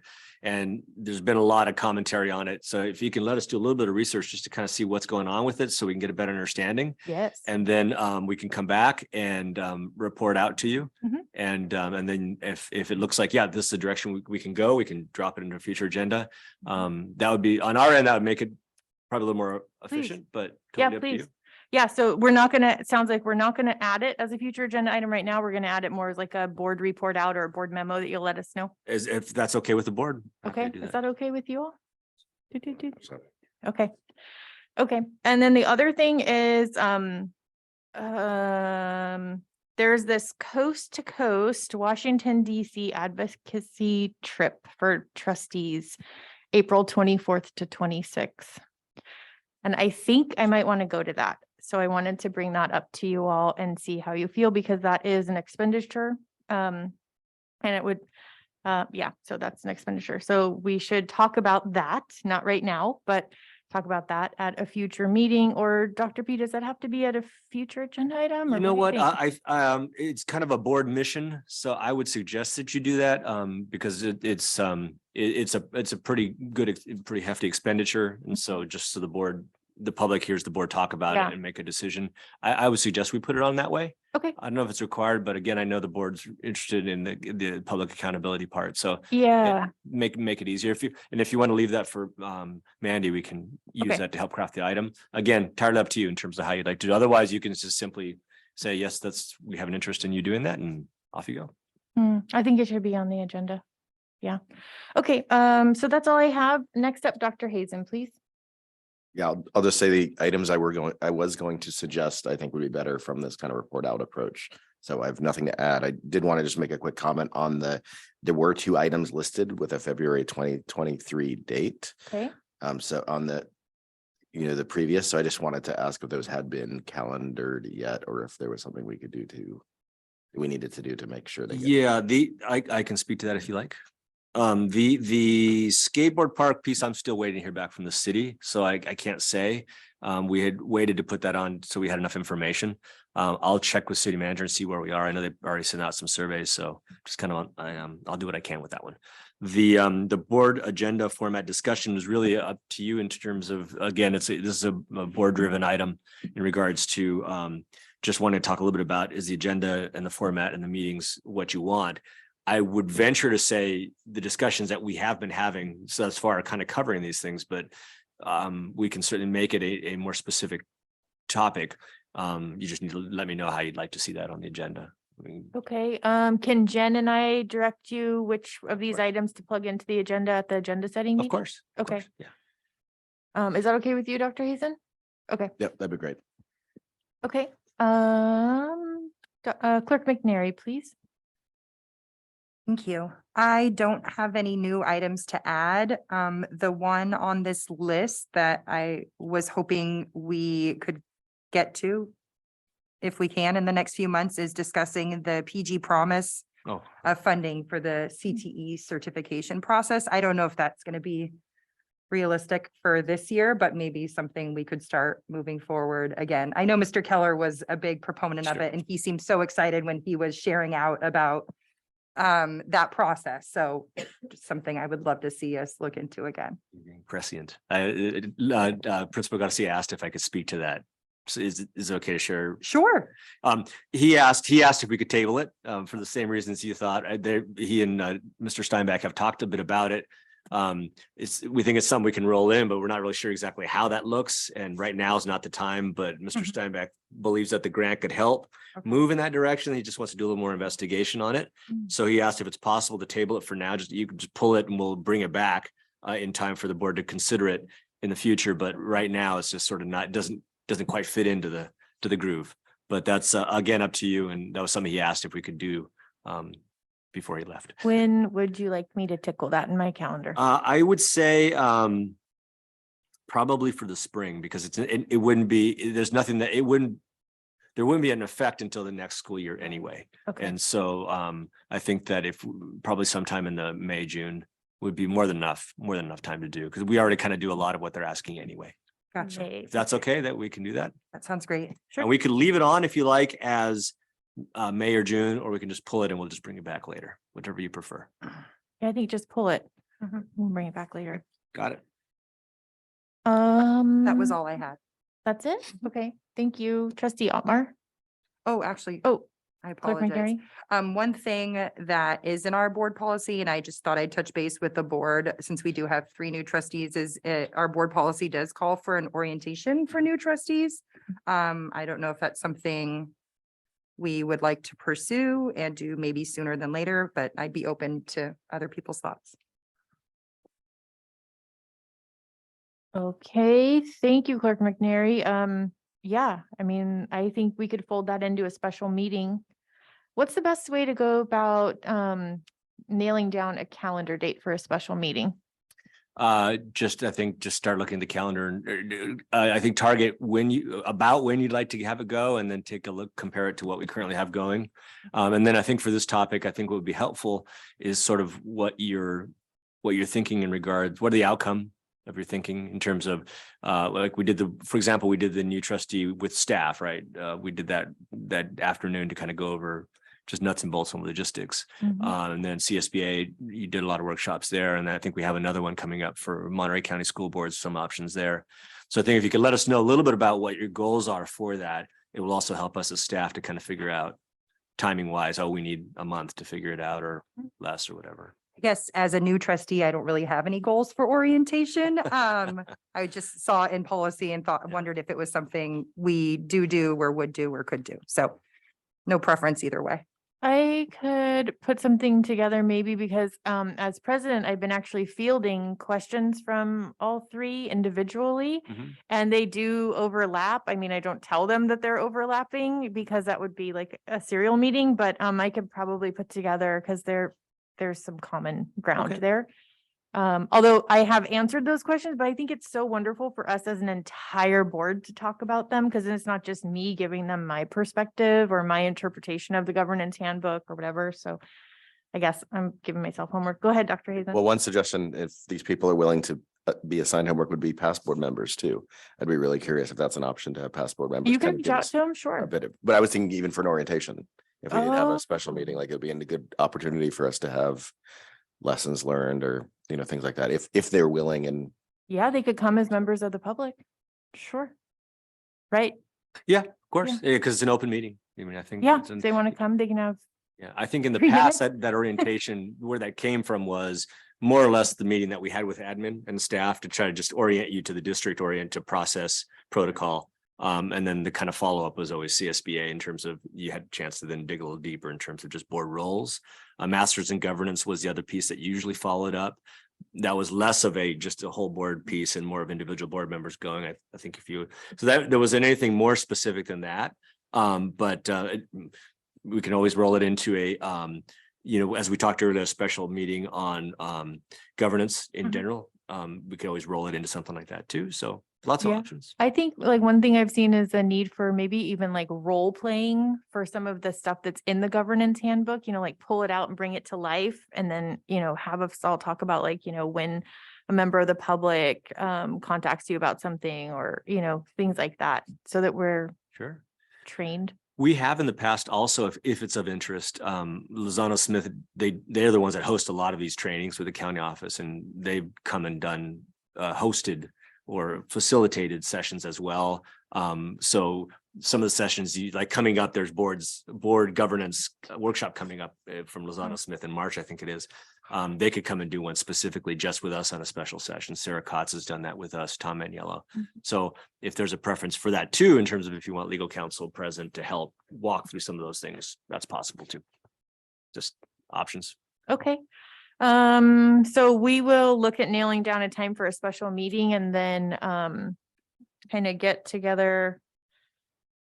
I do like what you're saying, Ralph, about having there be specifics for what you want in the meeting. So, but this right now is not really the time to talk about that. So, okay, how about this? I'll put together a list of things and then give it to you. Okay. And then somehow we'll get it out to the board. Yeah, I think it certainly, again, if each of you have particular interests, you can send them to us or just Mandy and I, and then we'll collate them. And Okay, then when we great. meet, we can talk a little bit more. And if we need to, we can always put on the agenda this same discussion for planning it, for planning. Mhm. And then we know we can even get a little more detail as well. So, Okay, so our next direction on that, to be clear, is each of us will email to you and Mandy and say, hey, we would like to have this discussed further at a special meeting. Okay, and then we'll collate it from there. okay. Yeah. When do you want that information by? Totally up to you in terms of timing. When do you guys want to get that information to Ralph? Can you just clarify what we're providing to Ralph or to Dr. Porras? I'm sorry. Sure, yeah. So we've talked a couple times tonight about having a special meeting. Typically, those are like on a Saturday or whatever. So mentally, that's what we're talking about is a special meeting. And so we want to give Ralph and Mandy information on what we want to talk about. So do we want to talk about how the board communicates to each other, how we communicate out to the public, how the things like that? Do we want to talk about there's all these where is it? The things on the calendar. Do we want to have a special meeting, like a governance meeting essentially? And if you do want to have a governance meeting, like what does that mean to you? Do you want to have it be a special meeting where we learn about how to develop goals for Dr. Porras? Do we want to have it be about something completely different? So there's a whole bucket of things we could talk about. And so I think they want to know so that they get the right facilitator. I love Sarah Kotz. I personally would love to have a different facilitator next time. Yeah. Just so we get like different perspectives. I think she's fabulous. But I would like to see like maybe just like a fresh set of eyes for Sure. special meeting. Yeah, So- once we they all specialize. So once we know more or less the themes, the guys in the Walnut office are great. The Okay. ladies and guys. Sure. So And that could also fulfill that orientation so that special meeting would be like, essentially us talking kind of like we were doing with our debrief, but with specifics. Does that make sense? Yes, it feels very broad. It is very broad, so it's up to us to, really dial it in. So the special session isn't going to be so we can discuss what we want to discuss at the special session. No. We're going to all come up with our own ideas, provide them to Ralph, and then or Dr. Porras. It's getting late and I'm Okay. getting casual. that's okay. No worry. I guess my next question is how did we determine then what will be discussed in the study session if we provide 5 different perspectives of what is important to us? Yeah, well, we can cover a broad topics. Okay. Or if it turns out we've got 5 separate topics, we could have 5 separate special meetings, but I don't think we're gonna need to do that. One other suggestion I have, we could just agendize for the next meeting, meeting in January, Mhm. information discussion, planning for We could. the orientation meeting. And then you can have this discussion, but now you can get into specifics and hone it down, and then we can target a date then for when you'd like to have that meeting. I'm gonna write that down as a future agenda item request. So Okay. special meeting planning, and then after this meeting, I'll send it to you in writing. Okay, well, in the meantime, we'll plan it for the next meeting. Okay, And cool. go from there. I think Mandy's still listening, so get that on there. hopefully. Thank you. Yes, Dr. Just Hazen. one quick thought on that. I know you've said it's been usually late spring or early fall for the study session on the 9000s. Mhm. I wonder if that might be a good orientation to have before that, so we know what we're getting into a little bit, or, you know. It's all incorporated, so it can be all in one, because the 9000s are all about exactly what you're talking about. Yeah, Yeah. and the CSBA calendar, yes, you have someone online? Okay, thank you so much. Just really quickly, the CSBA calendar asks, recommends, or what, however you want to take it, January for that governance meeting. So I thought that was kind of great because we have new board members late in the year, and so then January is, so. Yes, please, Beth Shamas. Yeah, just a suggestion, like Ralph was saying.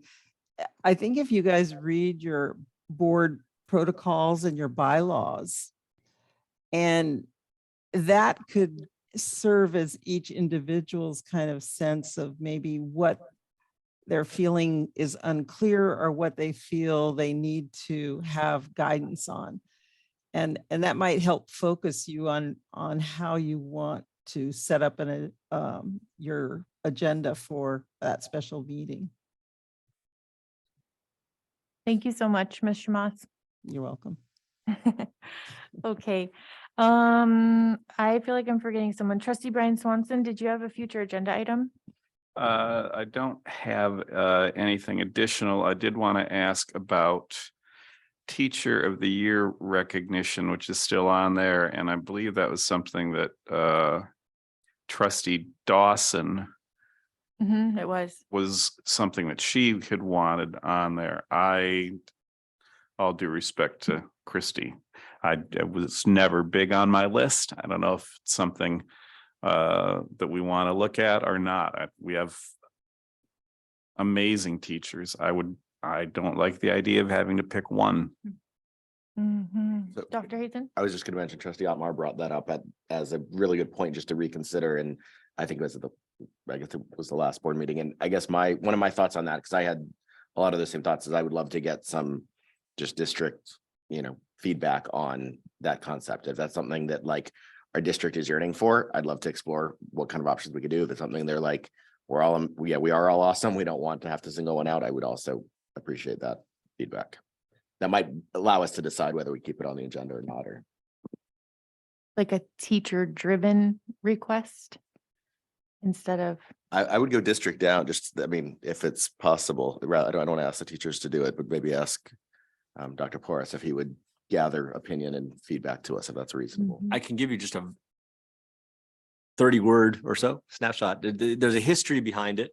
A long while back, the board, we used to have a Teacher of the Year, but it was monthly, Teacher of the Month, and we still have the plaques actually. They're in the storage room that were all up on the walls of the district office, and they were nominated by their peers, and that was a process for a while, and then actually it was shifted partially from the teacher's perspective. It felt like the same people were getting it all the time.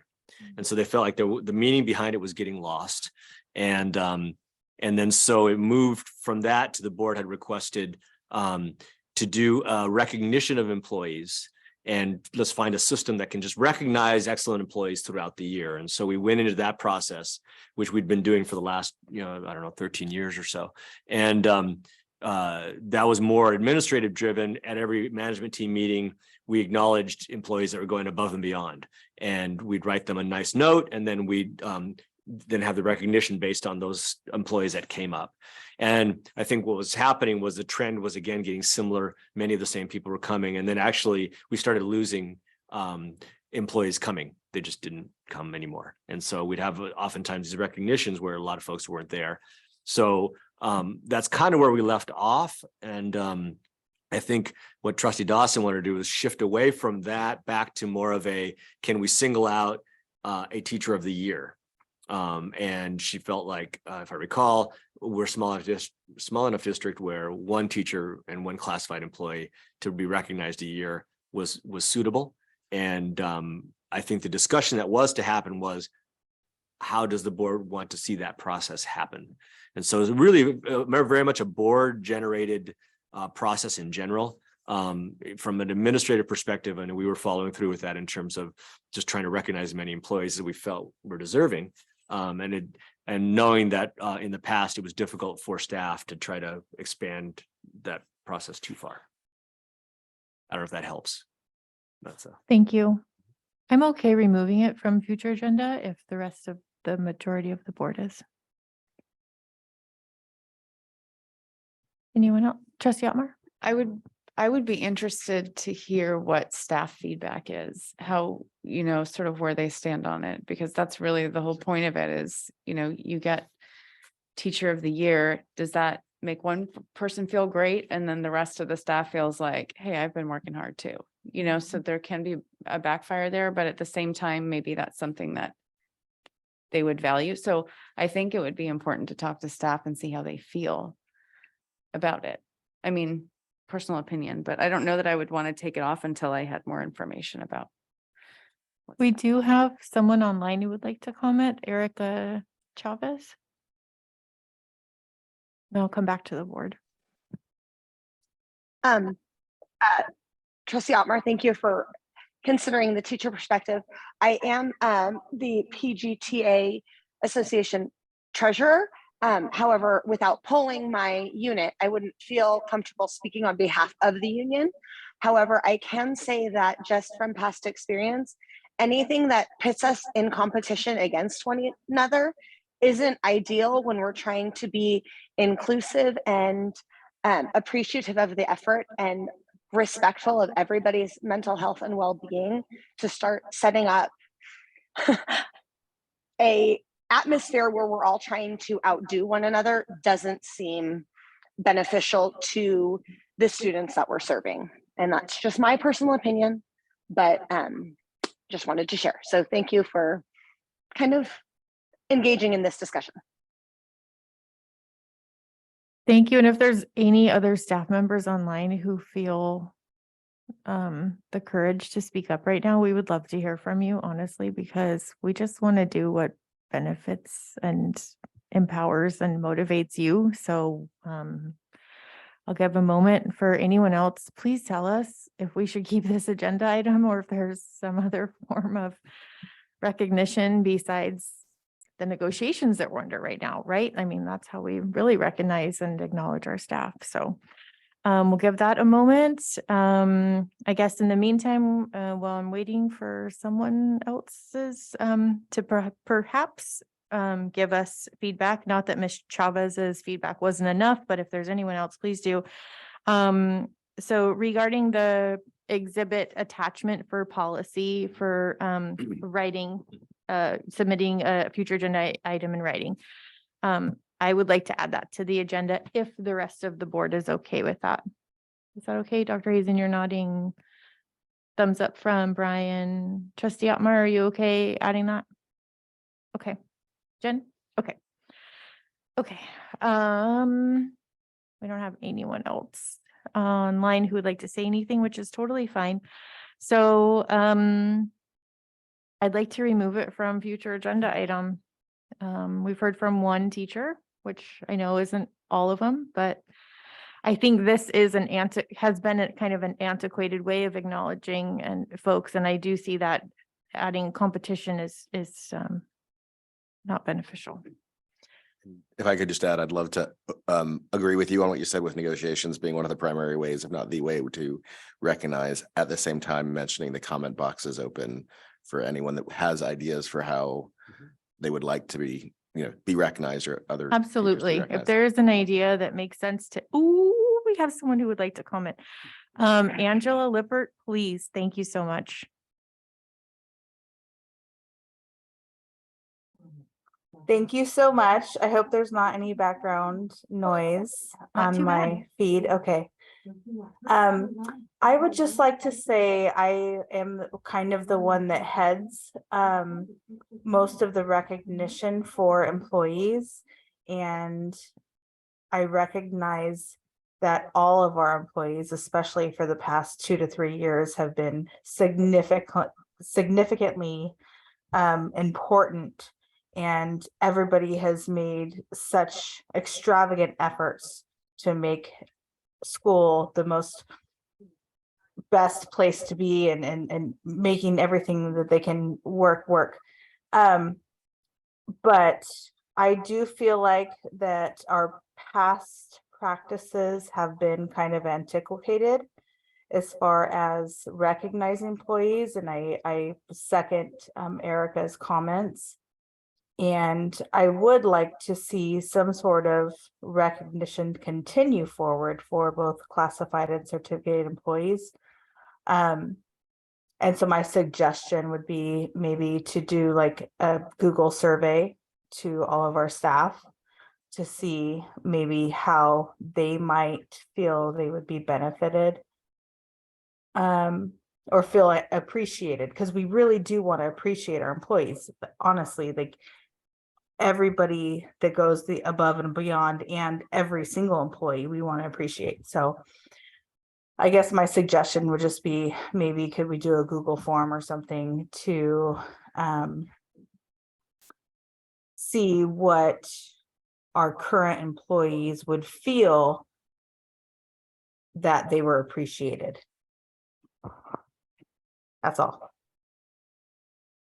Thank you so much, Ms. Lippert. And yes, as we know, we would love to recognize our teachers and all of our staff in just showering them with money, but we have limitations in our budget. And so if there is a way to recognize our staff in a way that feels good for everybody, I would definitely be open to hearing that. So would the rest of the board like to ask Ralph to do a survey? Yes, Brian. Well,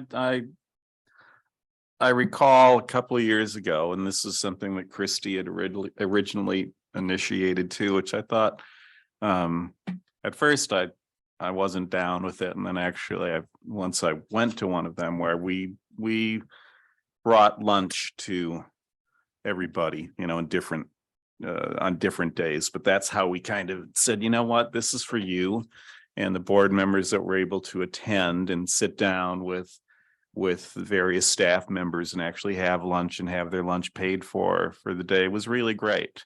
And that might be an idea instead, just a way to take a moment and sit down with them and let them know that they're appreciated and buy them lunch. It wasn't anything fancy, it was like, I think we had burritos from somewhere, Chipotle or Michael's or something like that, but it was really nice. And, it was quick but it was a gesture Yeah, towards everyone. Yeah, it sounds like the board is very open to any type of participation, and we're at the mercy of what the staff would like from us.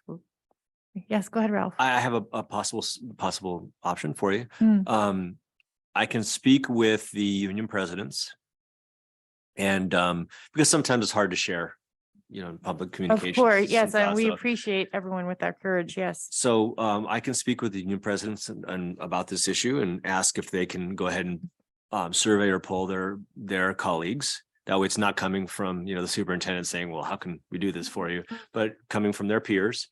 And maybe they can then come back with some ideas from their colleagues in terms of what they think would work. And then we can pull that together and see what might be possible and go from there. But Yes. that at least that gives them the staff an opportunity to talk amongst themselves through their own organizations. I really like that idea. We also do those resolutions, there's two resolutions a year where we just acknowledge staff. And I've always wondered, is that something that they appreciate, or is that also something where, so yeah, I would love to hear from them, Okay. how we can provide that to them. I will make it an effort to speak with the presidents in the next time. We have usual meetings with them, so we'll do that as soon as possible and see what we come up with. And again, as far as the future agenda, you can leave it on, or it's up to your pleasure, but I can certainly come back with information. Just need a little bit of time to do it. Well, maybe we can change it to, from teacher of the year recognition to staff recognition. Faculty/staff If recognition. everybody's down with But then that. I start thinking about the principals, and they deserve some sort of recognition as well. Mhm. And confidential employees, the list goes on. So just however we can do the best and not Gonna create get a any harm. burrito. You're gonna get a burrito. I like a burrito. Yes, don't want to create any harm with recognition. Okay, let's see. I don't see anyone else online and I don't see anything else from the board. It's 9:39, so somehow we did almost get to 10 o'clock talking about future agenda items, but I think we get some good work done. Anyone else have anything? No, I don't see anyone else online either. I'm gonna adjourn the meeting. That's all we've got. Meeting adjourned. 9:40.